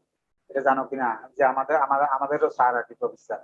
স্যার আমার হলো প্যারালালিজম কোর্স করেছে মাস্টার্সে এবং গ্রাফ থিওরি কোর্স করেছে। সুতরাং স্যার কিন্তু বলছে যে টাইম কমপ্লেক্সিটি অ্যানালাইসিস গুলা দেখাবা। স্যার এই জন্য বলছে, স্যার এটা বলছে যে ক্লাসের মধ্যে কিছু দুর্বল স্টুডেন্ট আছে, কিছু সবল স্টুডেন্ট আছে, তো আমরা তো কোনোভাবেই সবল স্টুডেন্টদেরকে ধরো বঞ্চিত করতে পারি না। কারণ হচ্ছে যে এই জিনিসগুলো তুমি যখন হায়ার লেভেলে যাবা, পিএইচডি করবা, তখন এই জিনিসগুলো কিন্তু লাগবে। সুতরাং হচ্ছে সেই ক্ষেত্রে যারা পিএইচডি করতে যাবে তারা কিন্তু এগুলো জানতে হবে। সুতরাং হচ্ছে যে কারণ তুমি কম্পিউটার সায়েন্স পাস করে আসছো, এগুলো জানো না, জিনিসটা তখন হাস্যকর হবে আর কি। এই জন্য বলছি এই জিনিসগুলো হচ্ছে জানবা, এবং হচ্ছে যেগুলা পরীক্ষাটাই মেইন না, এই ছেলে মেয়েরা তোমাদেরকে বলছি যে হচ্ছে তোমার কাকে বুঝতে হবে, এগুলো কিন্তু আমি কিন্তু কোনো কিছু মুখস্থ করে লিখি নাই, এগুলো ম্যাথমেটিক্স দিয়ে অ্যানালাইসিস। বুঝছো না বুঝো নাই? বুঝছো না বুঝো না? হ্যাঁ। এবার আসো হচ্ছে যে average case analysis. Average case analysis তোমরা নিজেরা করবা। এভারেজ কেস অ্যানালাইসিস কিন্তু আমি করে দেই নাই, আমি জাস্ট আলহামদুলিল্লাহ রাব্বিল আলামিন ওয়ালা দাল্লিন আমিন। দেখতে পাচ্ছো মাঝখানে কিছু আছে নাকি নাই? কিছু নাই স্যার। নাই। না স্যার নাই। জন্য আমি বলছি আলহামদুলিল্লাহ রাব্বিল আলামিন, মাঝখান দিয়ে কিছু নাই, লাস্টে দিয়ে ওয়ালা দাল্লিন আমিন। ঠিক আছে, লাস্টের অংশ লিখে দিচ্ছি, মাঝখান দিয়ে কিন্তু কিছুই না। সুতরাং হচ্ছে যে এটা তুমি করবা। এখানে আমি কিন্তু তাও তোমাকে হেল্প করছি। প্রথম লাইন আগের মতোই n বার, দ্বিতীয় লাইন n-1 বার, তৃতীয়বার লাইন n-1 বার। আসো আবার হোয়াইল লুপের মাথা। এবার কিন্তু এভারেজ কেস সমান আমি এখানে কি উপরে কি লিখে দিচ্ছি পড়ো, কন্ডিশন অফ হোয়াইল লুপ সমান কি লিখছি পড়ো, বেস প্লাস ওরস বাই 2। বেস্ট প্লাস এভারেজ তুমি বের করো কিভাবে? কোন সংখ্যার এভারেজ বের করো কিভাবে? দুইটা সংখ্যার টোটালটার সাম করে যতগুলো সংখ্যা আছে সেটা দিয়ে ডিভাইড আমাদের করে। আছে দুইটা কেস, বেস্ট কেস আর আরেকটা কেস কি আছে বলো, ওয়ার্স্ট কেস, তাই না? আমাদের Worst দুইটা case। কেস আছে, তাহলে বেস্ট কেস যোগ worst case divided by average বের করছি। বেস্ট কেসে হোয়াইল লুপের মাথা কয়বার ঘুরছে আমি তোমাদেরকে বলছিলাম, বেস্ট কেসে হোয়াইল লুপের মাথা কয়বার ঘুরছে? স্যার একবার। একবার, সেজন্য লিখছি হচ্ছে 1। ওয়ার্স্ট কেসে হোয়াইল লুপের মাথা কয়বার ঘুরছিল এখানে বলছি স্যার যেবার। এবার, সেজন্য বলছি হচ্ছে 1 হচ্ছে বেস্ট কেসে হোয়াইল লুপের মাথা ঘুরে একবার, এখানে 1 লিখছি। ওয়ার্স্ট কেসে হোয়াইল লুপের মাথা ঘুরে যেবার, এবার যে লিখছি ডিভাইডেড বাই 2। এই যে জন্য সামেশন যেহেতু হোয়াইল লুপের মাথা ওটা ফর লুপের ভিতরে আছে, লিখছি যেটা তো হলো 1 প্লাস জে ডিভাইডেড বাই 2। এবার L5 যেহেতু হোয়াইল লুপের ভিতরে, তাহলে L5 কয়বার হবে বলো? স্যার এভারেজের থেকে 1 কম। মানে হচ্ছে 1 কম, তাহলে হচ্ছে 1 কম। তারপর হচ্ছে L6 তো হোয়াইল লুপের ভিতরে না? জি স্যার। 1 কম, এই যে 1 কম। আর এটা L7 তো আগের মতই আছে, ওই L7 তার হোয়াইল লুপের ভিতরে না, হোয়াইল লুপের বাইরে, তাহলে L7 আগের মতো n-1। তো তুমি হচ্ছে যে এই অংশ করবা, আমি যদিও ডট ডট দিয়ে গেছি, তুমি পুরো অংশ করলে তুমি পাবা অর্ডার অফ সব ম্যাথমেটিক্যালি সরল করবা, আমার মতো সরল করবা, আমি এখানে যে করে সরল করছি এরকম সরল করবা, তোমরা এটা নিজেরাই করবা। পরীক্ষায় সাধারণত যেগুলা আমরা করে দেই না সেগুলোই পরীক্ষা দেই, এটা কিন্তু সবসময় মাথায় রাখবা।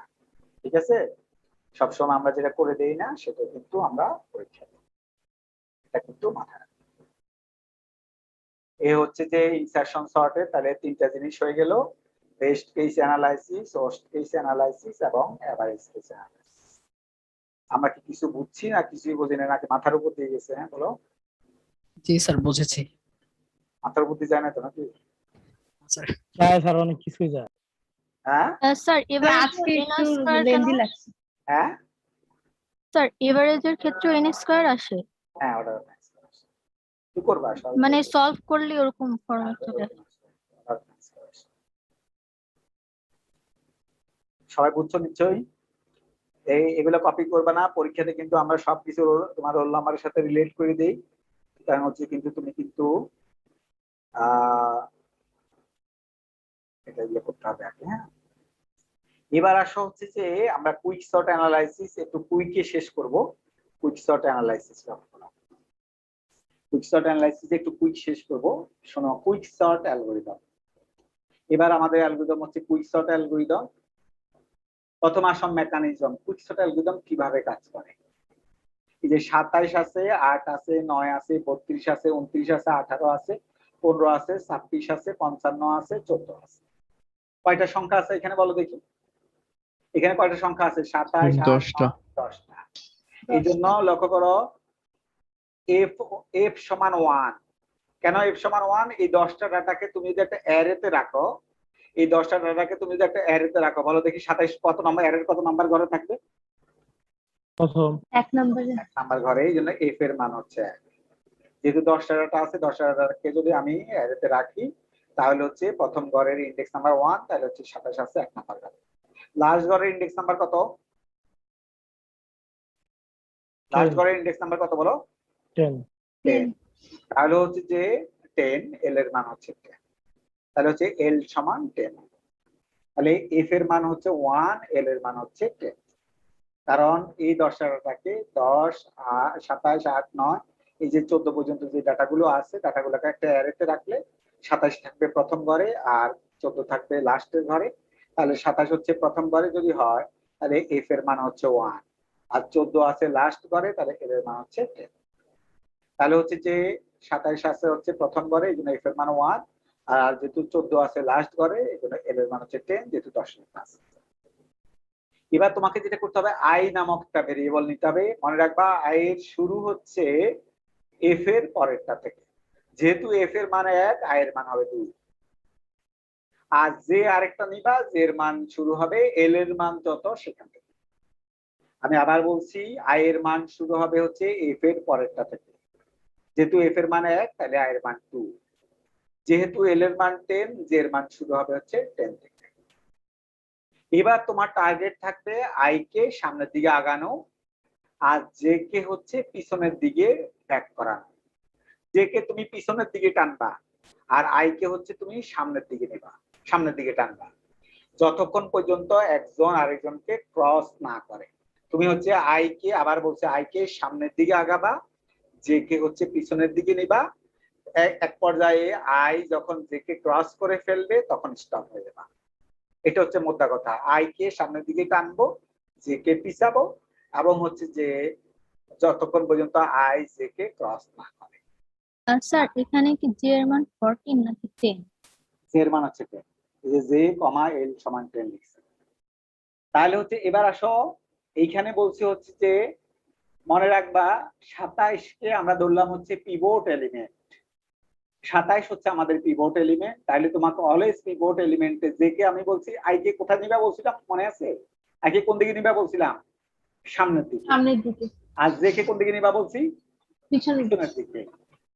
কিভাবে নিবা সেটা কিন্তু একটা শর্ত আছে। সেই শর্তটা হচ্ছে পিভট এলিমেন্টের সাথে কম্পেয়ার করতে হবে। 27 হচ্ছে আমার পিভট এলিমেন্ট। 27 হচ্ছে আমার পিভট এলিমেন্ট। তাহলে 27 যদি আমার পিভট এলিমেন্ট হয়, তাহলে 27 এর সাথে হচ্ছে আমি অলওয়েজ কম্পেয়ার করব। সেজন্য লিখছি, লক্ষ্য করো, এই যে এখানে আমি লিখে দিচ্ছি, এই যে আমার মাউসের দিকে তাকাও, AF is greater than equal to AI. If this condition is true, you have to proceed I by one space, one cell. You have to proceed I by one cell in the forward direction. তুমি তাহলে I কে সামনের দিকে আগানো, I কে সামনের দিকে আগানোর শর্ত হচ্ছে AF। AF মানে হচ্ছে আমাদের 27, 27 হচ্ছে আমাদের পিভট এলিমেন্ট। তাহলে AF মানে হচ্ছে যে আমাদের, কারণ F এর মান 1, লক্ষ্য করো F এর মান 1 যদি হয়, A1 ঘরে আছে 27, তাহলে 27 is greater than equal to AI। এই কন্ডিশন যদি সত্য হয় তাহলেই কেবলমাত্র তুমি আই কে আগাবা। আর হচ্ছে জে কে পিছাবা বলছি, জে কে বলছি পিছাইতে, নিচের কন্ডিশনটা যদি সত্য হয় তাহলে জে কে পিছাবা। তাহলে আই কে আগাইতে হলে উপরের কন্ডিশনটা সত্য হইতে হবে, আর জে কে পিছাইতে হলে হচ্ছে নিচের কন্ডিশনটা সত্য হতে হবে। তাহলে হচ্ছে যে এইখানে হচ্ছে যে আই কে আগাবো, জে কে হচ্ছে পিছাবো। তাহলে হচ্ছে যে এই দুইটাকে হচ্ছে আই কে আগানো শর্ত হচ্ছে এটা, জে কে পিছানোর শর্ত হচ্ছে এটা। এই দুই কন্ডিশন হচ্ছে যে মনে রাখতে হবে, আই কে আগানোর শর্ত এবং জে কে পিছানোর শর্ত। প্রথমে আসো আমরা আই কে আগানোর চেষ্টা করি। দেখতে পাচ্ছ আমি প্রথমে বলছিলাম যে আই হবে এফ এর পরেরটা, আই হচ্ছে এফ এর পরেরটা নিলাম, আই হচ্ছে এফ এর পরেরটা নিলাম, সেটা হলো যেহেতু এফ এর মান 1, আই এর মান হচ্ছে 2।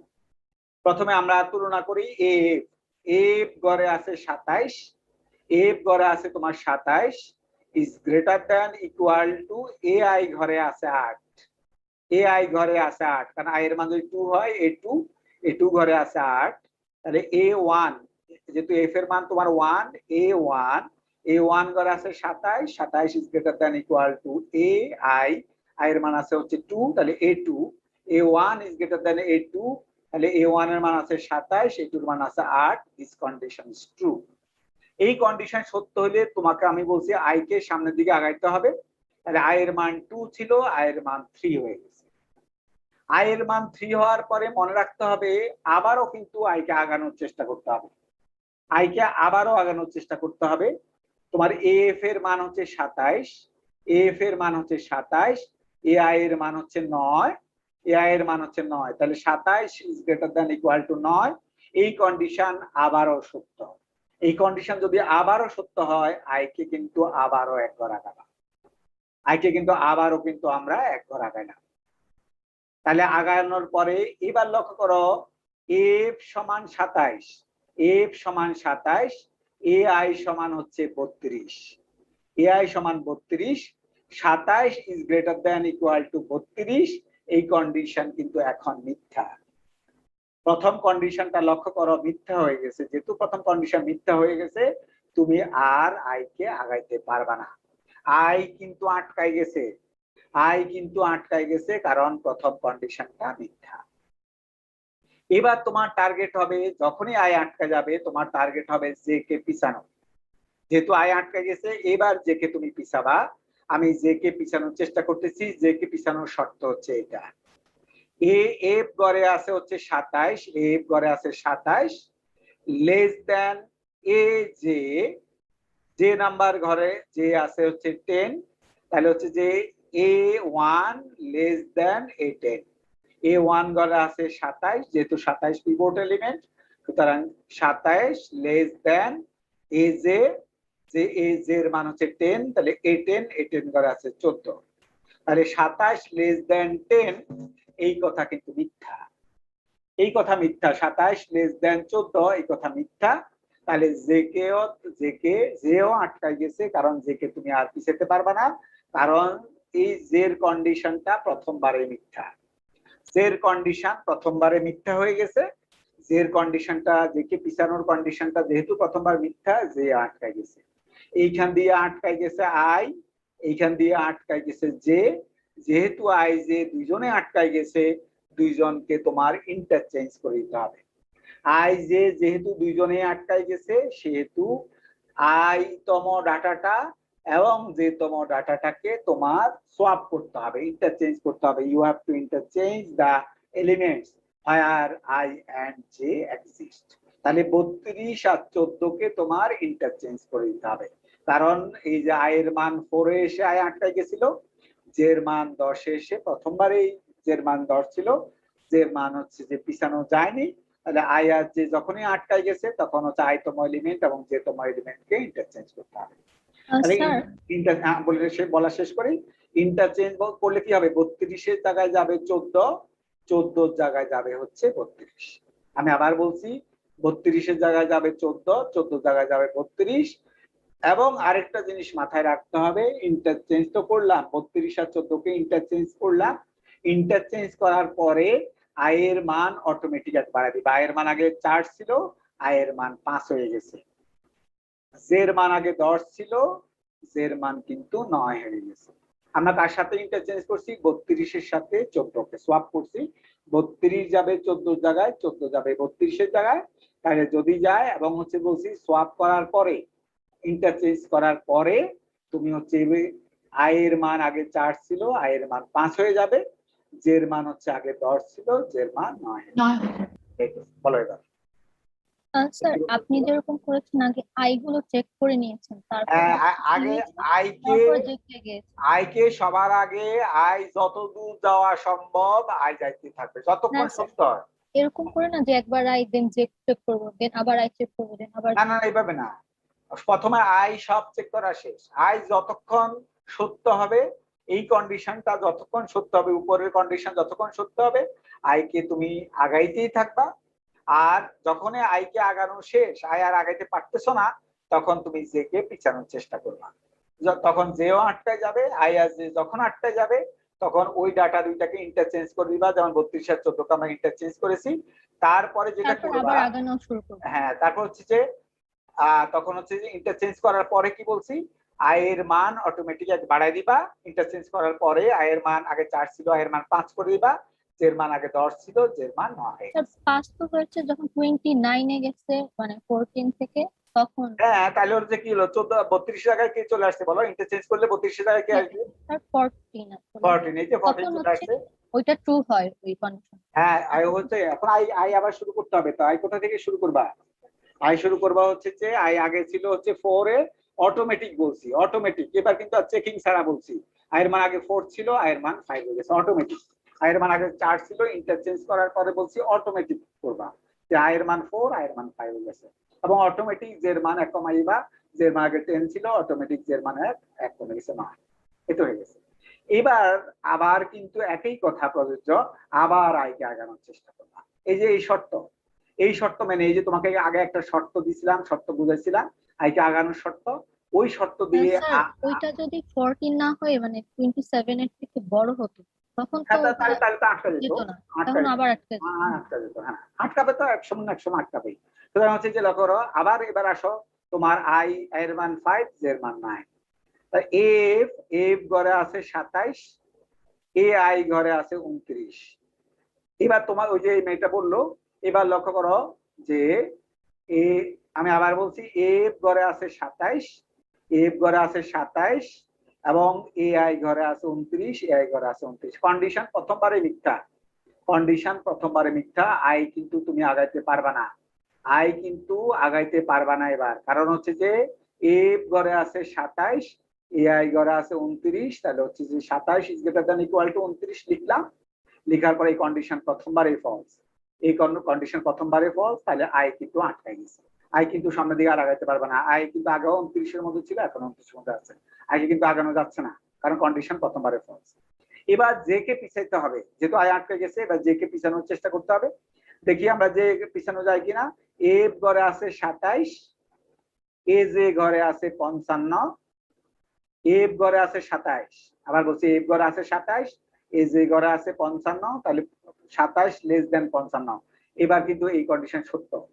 এই কন্ডিশন সত্য হলে কথা ছিল জে কে পিছাবো, জের মান 9 ছিল, জের মান 8 হয়ে গেছে, জের মান 9 ছিল, জের মান 8 হয়ে গেছে। আবারও চেষ্টা করতে হবে জে কে পিছানোর, আবার চেষ্টা করি জে কে পিছানোর। এখানে হচ্ছে যে এফ ঘরে আছে 27, এ জে ঘরে আছে 26, এ জে ঘরে আছে 26, তাহলে হচ্ছে যে 27 less than 26, this condition is false, this condition is false now. এই কন্ডিশন কিন্তু ফলস হয়ে গেছে। তাহলে কন্ডিশন লক্ষ্য করো, যেহেতু যে কন্ডিশন ফলস হয়ে গেছে, যে কে পিছানোর কন্ডিশন ফলস হয়ে গেছে, যে কে আর তুমি পিছাতে পারতেছো না। এবার কিন্তু আই আটকায় গেছে এদিকে, যে আটকায় গেছে এদিকে, আবার সোয়াপ করতে হবে, ইন্টারচেঞ্জ করতে হবে আবার। তাহলে 29 আর 26-এ তুমি ইন্টারচেঞ্জ করে দিবা, 29 আর 26 ইন্টারচেঞ্জ করে দিলাম, তাহলে 26 আর 29 হচ্ছে আমি ইন্টারচেঞ্জ করে দিলাম, 26 আর 29 হচ্ছে আমি ইন্টারচেঞ্জ করে দিলাম, তাহলে 26 যাবে 29-এর জায়গায়, 29 যাবে 26 জায়গায়, গেলে এরকম হবে। তারপরে হচ্ছে তোমাকে আমি এটাও বলছি যে সোয়াপ করার পরে কি বলছি, আয়ের মান আয় বাড়াবো যে কমাবো। কমাবো। তাহলে আয়ের মান 5 ছিল, আয়ের মান 6 হয়ে গেছে অটোমেটিক। জের মান 8 ছিল, জের মান 7 হয়ে গেছে। জের মান 7 ছিল, জের মান 8 ছিল আগে, ইন্টারচেঞ্জ করার পরে জের মান 7 হয়ে গেছে। আগে আয়ের মান 5 ছিল, ইন্টারচেঞ্জ করার পরে আয়ের মান 6 হয়ে গেছে। এবার লক্ষ্য করা, আবার তুমি আইকে আগের নিয়মে আবার আইকে আগানোর চেষ্টা করবা। তোমার এফ ঘরে আছে 27, এআই ঘরে আছে হচ্ছে 18, 27 যেহেতু 18 যে ছোট এই কন্ডিশন অনুসারে, প্রথম কন্ডিশন অনুসারে, তাহলে আবারও কিন্তু আইকে আমি আগাইতে পারবো। আয়ের মান 6 থেকে আয়ের মান 7 হয়ে গেছে। তারপরে 27-এর সাথে আবারও যেহেতু কন্ডিশন সত্য হয়েছে, আবারও কিন্তু চেক করতে হবে। আবার প্রথম কন্ডিশনটা আবারও চেক করবা যে আইকে আরো আগানো যায় কিনা।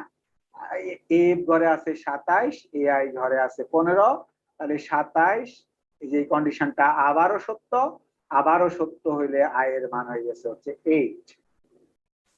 তারপরে লক্ষ্য করো আই এর মান 8 হয়ে গেছে, যেহেতু এফ ঘরে আছে 27, এআই ঘরে আছে 29, প্রথম কন্ডিশন অনুসারে প্রথম কন্ডিশন ফলস হয়ে গেছে। প্রথম কন্ডিশন স্যার, ফলস। I আর J কে আমি বলি নেই, তারপর তুমি বলো। কথা মাঝখানে কথা বললে কিন্তু তখন কিন্তু তুমি নিজে বুঝতে কষ্ট হবে। আমার বলা শেষ হোক, তারপর আমি বলতেছি। তারপর হচ্ছে এফ ঘরে আছে 27, এআই ঘরে আছে 29, প্রথম কন্ডিশনটা ফলস হওয়ার পরে হচ্ছে যে আই আটকাই গেছে। আই আটকাই গেলে আমার কথা ছিল জে কে পিছাইতে হবে। আই আটকাই গেলে জে কে পিছাইতে হবে, এবং জে কে পিছানোর শর্ত তোমাকে আমি বলে দিচ্ছি এখানে। এফ ঘরে আছে 27, এ জে ঘরে আছে 15, এটা কিন্তু প্রথমবারে ফলস, এই জন্য জেও কিন্তু আটকাই গেছে। আই আটকাইছে 29-এ এসে, জে আসছে হচ্ছে যে এখানে 7। লক্ষ্য করো এখন কিন্তু আমি দেখতে পাচ্ছি আই কে আমি সামনের দিকে অনেক দূর নিয়ে গেছি, নেওয়ার পরে আই এসে এইটা আটকাই গেছে। জে কে কিন্তু আমি পিছাইতেই পারতেছি না, যে কারণ হচ্ছে প্রথমবারে কন্ডিশনটা ফলস, তাহলে জেও আটকাই গেছে। কিন্তু এখন লক্ষণীয় হচ্ছে তোমার আই কিন্তু জে কে ক্রস করে গেছে। এখন কিন্তু লক্ষণীয় হচ্ছে আই জে কে ক্রস করে গেছে। আই যখন এই জে কে ক্রস করে যাবে তখন কিন্তু ভিন্ন কথা, তখন কিন্তু অন্যরকম কথা আমি এখন বলতেছি। যখনই আই জে কে ক্রস করে যাবে তখন তুমি মনে রাখবা এই যে পিভট এলিমেন্ট ছিল 27 আর যে তম এলিমেন্টটাকে ইন্টারচেঞ্জ করবা।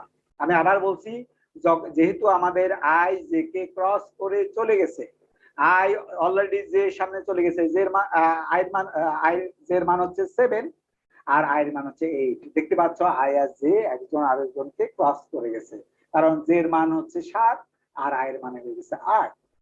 ইন্টারচেঞ্জ এখানে হচ্ছে যে ক্রস করে গেছে। যেহেতু আই জে কে ক্রস করে গেছে তখন কিন্তু ভিন্ন কথা। সেই ভিন্ন কথাটা কি, এ পিভট এলিমেন্ট যেটা আছে তোমার 27 অর্থাৎ এফ তম ঘরে যেটা আছে সেইটা যেহেতু আমাদের পিভট এলিমেন্ট, সেই এলিমেন্টটা আর যে তম এলিমেন্টটা আই তম না কিন্তু যে তম এলিমেন্ট আছে 15, যে তম এলিমেন্ট আছে 15, এফ তম এলিমেন্ট আছে হচ্ছে 27, তাহলে ওই দুইটাকে তুমি সোয়াপ করে দিবা, ইন্টারচেঞ্জ করে দিবা। ইন্টারচেঞ্জ করা হয়ে গেছে, লক্ষ্য করো ইন্টারচেঞ্জ করা হয়ে গেছে। আমি 27-এর সাথে 15-কে ইন্টারচেঞ্জ করে দিয়েছি, দেখতে পাচ্ছ 27 এখানে চলে আসছে। এবার তুমি খুব ভালো করে লক্ষ্য করো, 27-এর আগে কোন সংখ্যা 27-এর চেয়ে বড় নাই। 27-এর আগে কোন সংখ্যা 27-এর চেয়ে বড় নাই, 27-এর পরে কোন সংখ্যা 27-এর চেয়ে ছোট নাই। তার মানে 27 সর্টিং করলে 27-এর যেই জায়গাটা হওয়ার কথা ছিল 27 কিন্তু তার সঠিক জায়গাটা পেয়ে গেছে। এখন পর্যন্ত কয়জন সঠিক জায়গা পাইছে বলো? একজন সঠিক জায়গা পাইছে। কে সঠিক জায়গা পাইছে? 27 আগে আমাদের কোথায় ছিল? প্রথমে ছিল। 27 লক্ষ্য করো মাঝখানে চলে আসছে, কোন এক জায়গায় মাঝখানে চলে আসছে। এবং তুমি লক্ষ্য করো 27-এর আগে কোন সংখ্যা 27-এর চেয়ে বড় নাই, 27-এর পরে কোন সংখ্যা 27-এর চেয়ে ছোট নাই। সুতরাং 27 কিন্তু তার সঠিক জায়গাটা পেয়ে গেছে। 27 যেহেতু সঠিক জায়গাটা পেয়ে গেছে, সুতরাং হচ্ছে লক্ষ্য করো তোমার এই 27-কে আমাদের 27-এর নাম হচ্ছে ফার্স্ট পার্টিশনিং এলিমেন্ট। সে হচ্ছে আমাকে দুই টুকরা করে দিয়েছে লিস্টটাকে। এই এক টুকরা হচ্ছে এফ থেকে শুরু করে জে -1 পর্যন্ত, কারণ জের মান 7। এক টুকরা হচ্ছে এফ থেকে শুরু করে জে -1 পর্যন্ত, আর এক টুকরা হচ্ছে জে +1 থেকে এল পর্যন্ত।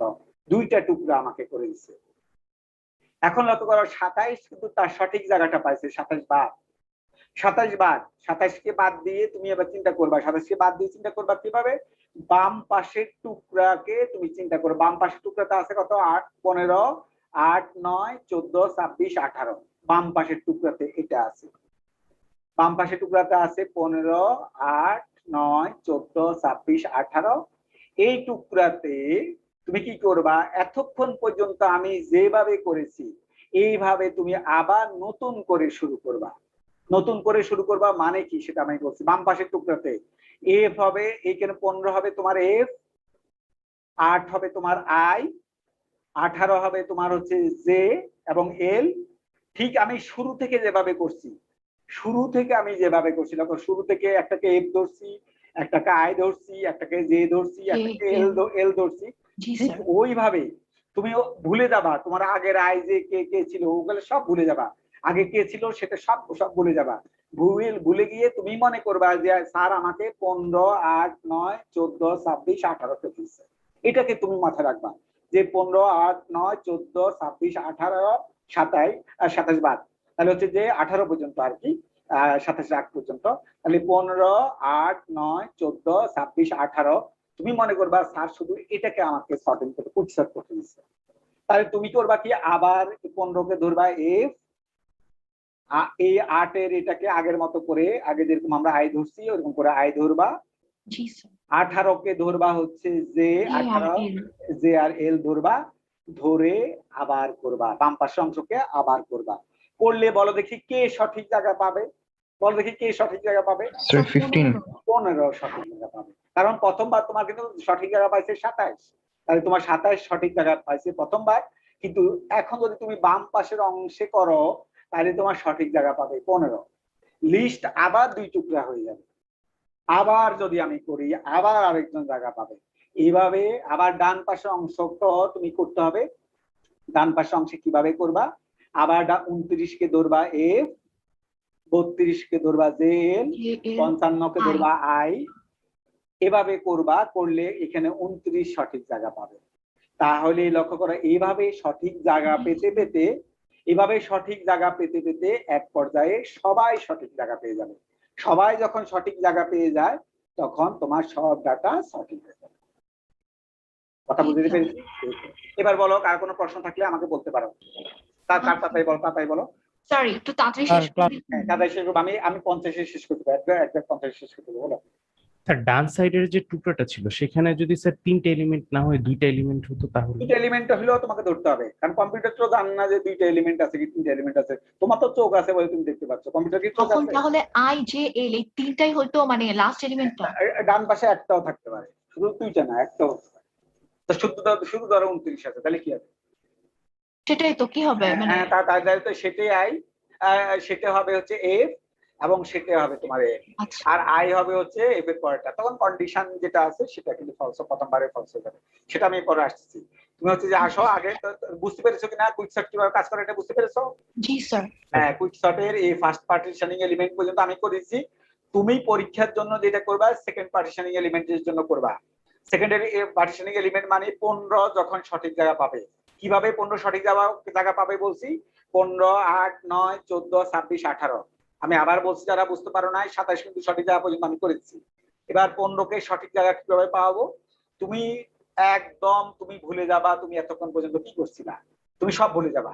তুমি ভুলে যাওয়ার পরে তুমি মনে করবা স্যার আমাকে 15, 8, 9, 14, 26, 18কে স্যার সঠিক করতে দিচ্ছে।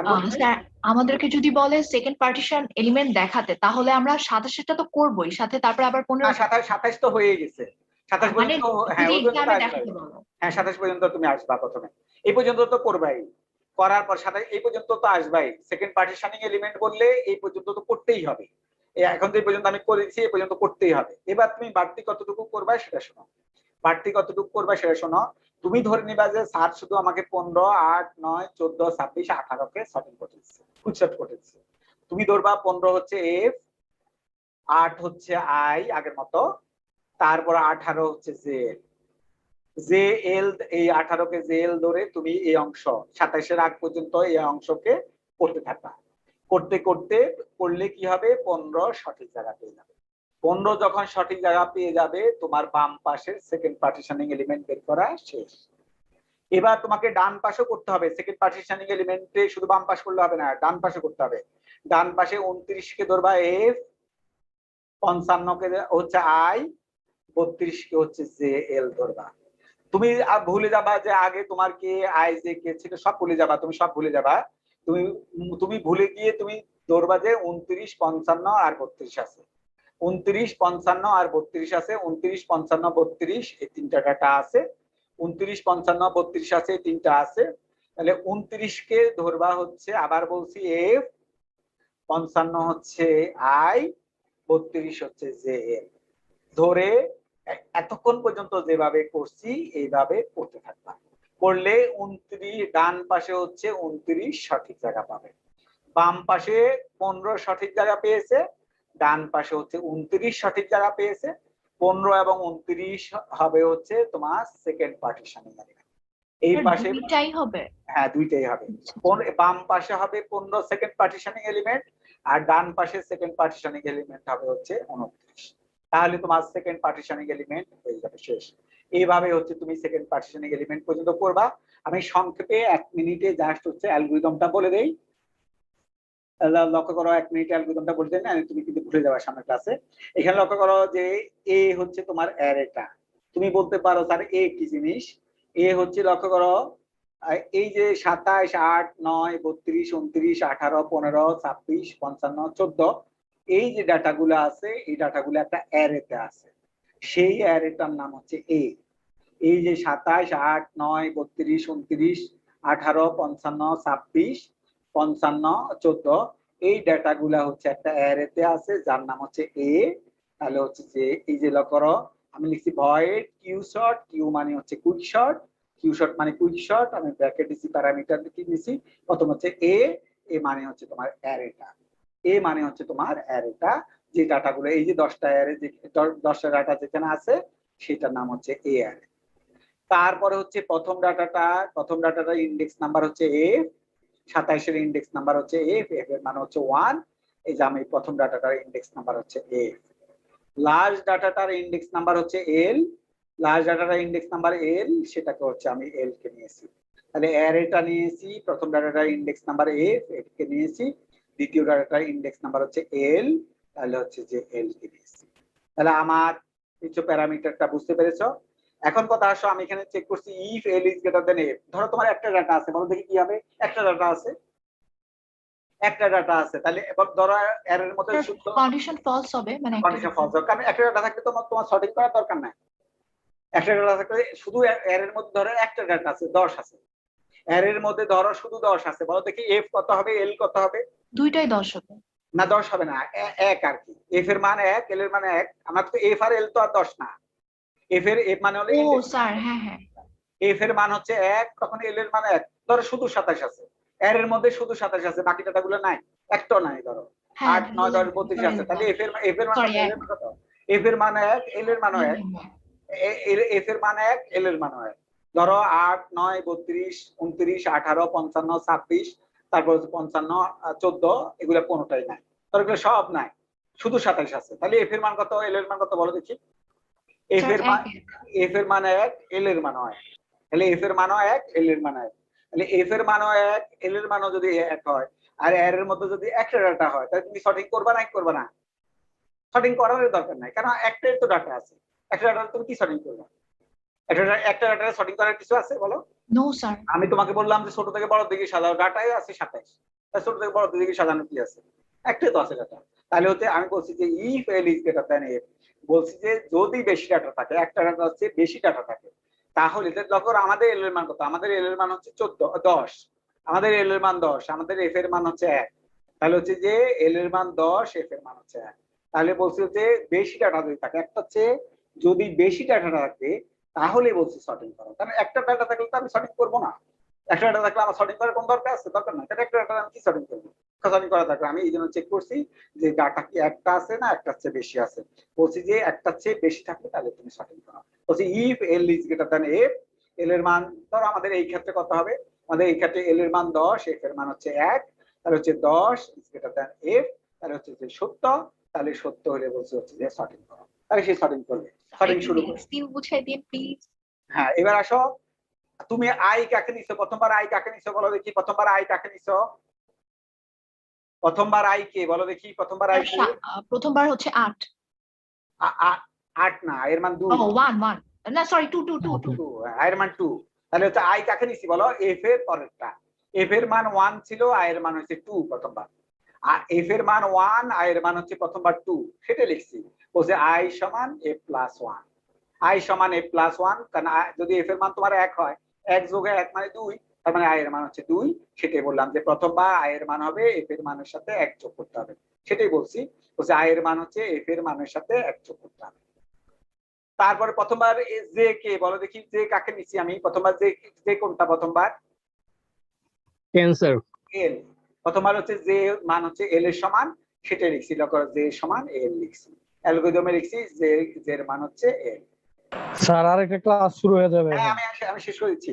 তারপরে কারণ এটা কিন্তু সামনের ক্লাসে বুঝতে গেলে আবার কিন্তু আমার প্রথম থেকে বুঝে আসতে হবে, না কিন্তু তো আমি তো শেষ করতে পারবো না।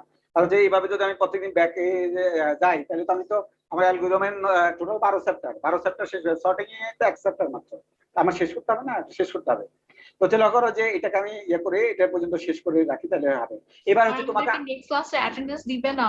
হ্যাঁ যে আচ্ছা আমি তাতে করে শেষ করে দিই। তুমি কতক্ষণ পর্যন্ত বলো আই কে কতক্ষণ পর্যন্ত আগাবা, আমি সংক্ষেপ করে দিই। আই কে কতক্ষণ পর্যন্ত আগাবা? যতক্ষণ না জে সমান হবে।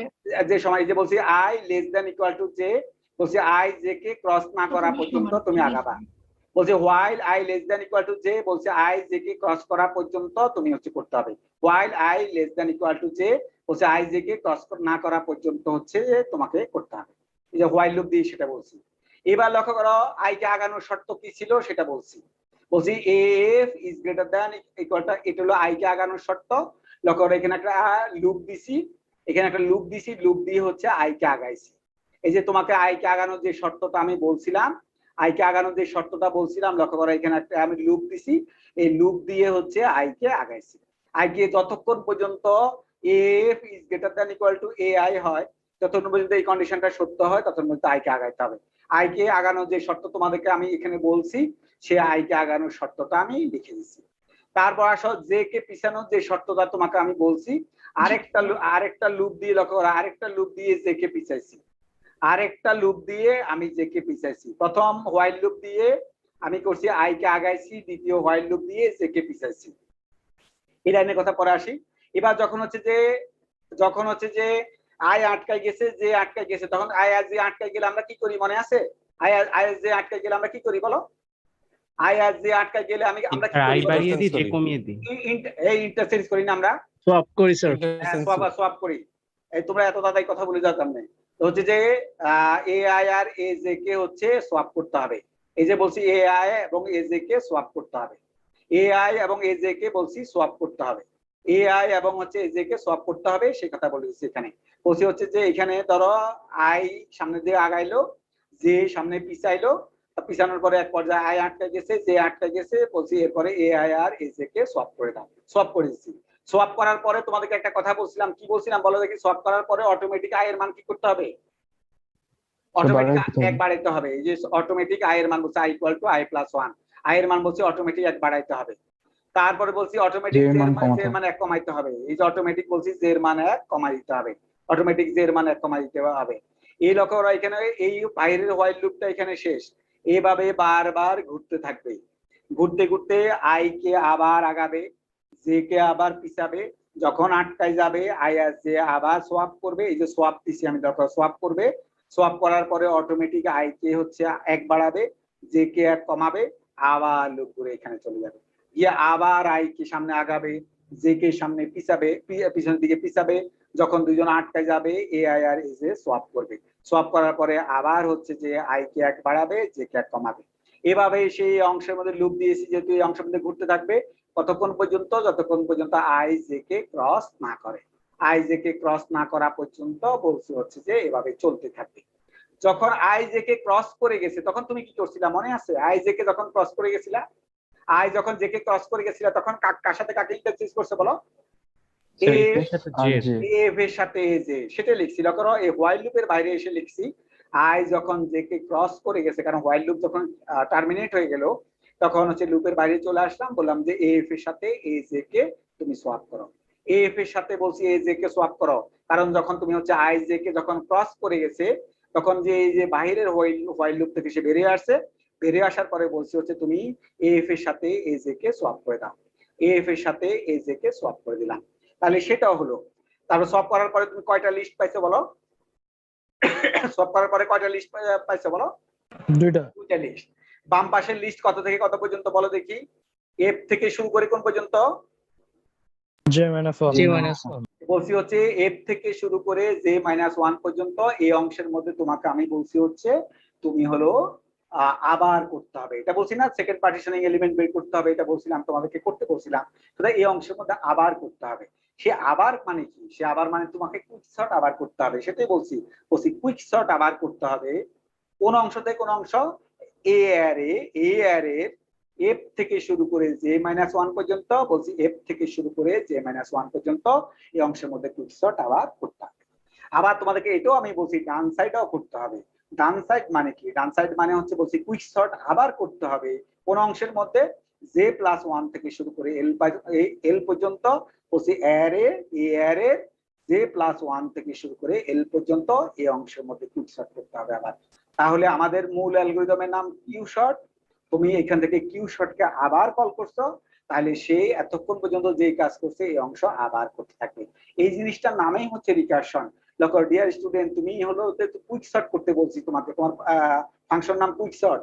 এখান থেকে কুইক শর্টকে আমি আবার কল করছি, কুইক শর্টের ভিতরে বসে কুইক শর্টকে আবার কল করছি। বলছি যে এফ থেকে শুরু করে জে মাইনাস ওয়ান পর্যন্ত, এফ থেকে শুরু করে জে মাইনাস ওয়ান পর্যন্ত এই অংশের মধ্যে তুমি এতক্ষণ পর্যন্ত আমি যা কাজ করে আসছি, এতক্ষণ পর্যন্ত আমি কি কাজ করে আসছি? আমি হচ্ছে কুইক শর্ট করছি। এই জন্য আমি লিখছি দেখো কুইক শর্ট এ অ্যারের এফ থেকে শুরু করে জে মাইনাস ওয়ান পর্যন্ত এই অংশের মধ্যে, এফ থেকে শুরু করে জে মাইনাস ওয়ান পর্যন্ত এই অংশের মধ্যে কুইক শর্ট আবার করতে হবে। আমি তোমাকে অলরেডি বলছি কাজ কিভাবে করবা, সুতরাং হচ্ছে কুইক শর্ট আবার করতে হবে, সেটি আমি এখানে অ্যালগরিদমে লিখছি। আবার তোমাকে এটাও বলছি ডান সাইডেও আবার করতে হবে। ডান সাইড মানে কি? এ অ্যারের জে প্লাস ওয়ান থেকে শুরু করে এল পর্যন্ত এই অংশের মধ্যে আবার করতে হবে। তাহলে হচ্ছে যে লক্ষ্য করো এই অংশের মধ্যে আবার করতে হবে, তাহলে সেই অংশের মধ্যে এই যে সেটা আবার অ্যালগরিদমে লিখেছি। এই সাথে সাথে হচ্ছে আমার ইফ কন্ডিশন শেষ, ইফের শুরু এখানে, ইফের শেষ হচ্ছে এখানে, এবং হচ্ছে যে কুইকশর্ট অ্যালগরিদম শেষ। এ হচ্ছে তোমার কুইকশর্ট অ্যালগরিদম। এটা হচ্ছে আই কে আগানোর লজিক, এটা হলো জে কে পিছানোর লজিক। যখন দুজন আটকা যাবে এ আই আর এ জে কে হচ্ছে আমি সোয়াপ করে দিব। আই কে হচ্ছে যে সোয়াপ করার পরে আই কে অটোমেটিক এক বাড়ায় দিব, যে কে হচ্ছে এক পিছায় দিব। এখানে লুপ দিছি, লুপ বারবার ঘুরতে থাকবে কতক্ষণ পর্যন্ত? যতক্ষণ পর্যন্ত আই জে কে ক্রস না করে। আই জে কে যখন ক্রস করে যাবে তখন হচ্ছে আমি এফ এর সাথে এ জে কে সোয়াপ করে দিব, যেটা তোমাকে থেকে বলছি। এবং বলছি বাম সাইডে আবার কুইকশর্ট করতে হবে, বাম সাইডে কুইকশর্টের লজিক লিখছি। এখানে বলছি কুইকশর্ট আবার করতে হবে এফ থেকে জে মাইনাস ওয়ান পর্যন্ত এবং জে প্লাস ওয়ান থেকে এল পর্যন্ত এই অংশের মধ্যে কুইকশর্ট আবার করতে হবে। তাহলে সে এইভাবে বারবার ঘুরতে থাকবে, ঘুরতে ঘুরতে এক পর্যায়ে পুরো জিনিস করে ফেলবে। শেষ কুইকশর্ট। ঠিক আছে, এবার নাম ডেকে নেই। তোমাদের নাম আমি সবাইকে আজকে প্রেজেন্ট দিয়ে দেই, তোমরা ক্লাসে চলে যাও। স্যার লেকচারটা একটু প্লিজ আজকে দিয়ে দিন। হ্যাঁ, সবাইকে আমি প্রেজেন্ট দিয়ে দিব। আর সবাইকে আমি প্রেজেন্ট দিয়ে দিব আজকে ক্লাসে, তোমরা ক্লাসে চলে যাও। কেমন? Thank you, sir. Assalamu alaikum. আসসালামু আলাইকুম স্যার। আর ভিডিওটা দিয়ে দিব, তোমরা ভিডিওটা শুনবা কেমন, কারণ তোমাদেরকে স্যার। সেকেন্ড পার্টিশনিং এলিমেন্ট বের করতে হবে স্যার তোমাদের। স্লাইডটা একটু আপলোড করে দেন। স্যার বলো। ভিডিওটা দিছি তো অলরেডি আপ করছি তো গত ক্লাসে ভিডিও। স্যার গত ক্লাসে আমি ছিলাম কিন্তু রেজিস্ট্রেশন করছিলাম তো স্যার 5 তারিখ করছিলাম। তুমি সামনের ক্লাসে বলো, যেহেতু আজকে সময় শেষ, আজকে আর ইয়ে করতে সামনের ক্লাসে দিয়ে দিব, তুমি মনে রেখো। Okay sir, okay sir. আসসালামু স্যার ইনভিটেশন লিংকটাও পাই নাই। আসসালামু আলাইকুম। ইনভিটেশন লিংক দেখবা যে ওই ইএলএমএস এর শুরুতেই আমি দিয়ে দিয়েছি। ওকে স্যার, ইএলএমএস এর শুরুতেই ইনভিটেশন লিংক আমি দিয়েছি। Okay sir. আসসালামু আলাইকুম। ঠিক আছে, আল্লাহ হাফেজ। হ্যাঁ, তাহলে তোমরা হচ্ছে ডাউনলোড করে নিও, ডাউনলোড করে পড়ো আর কি। হ্যাঁ, তো ঠিক জি আছে। স্যার, আসসালামু আলাইকুম।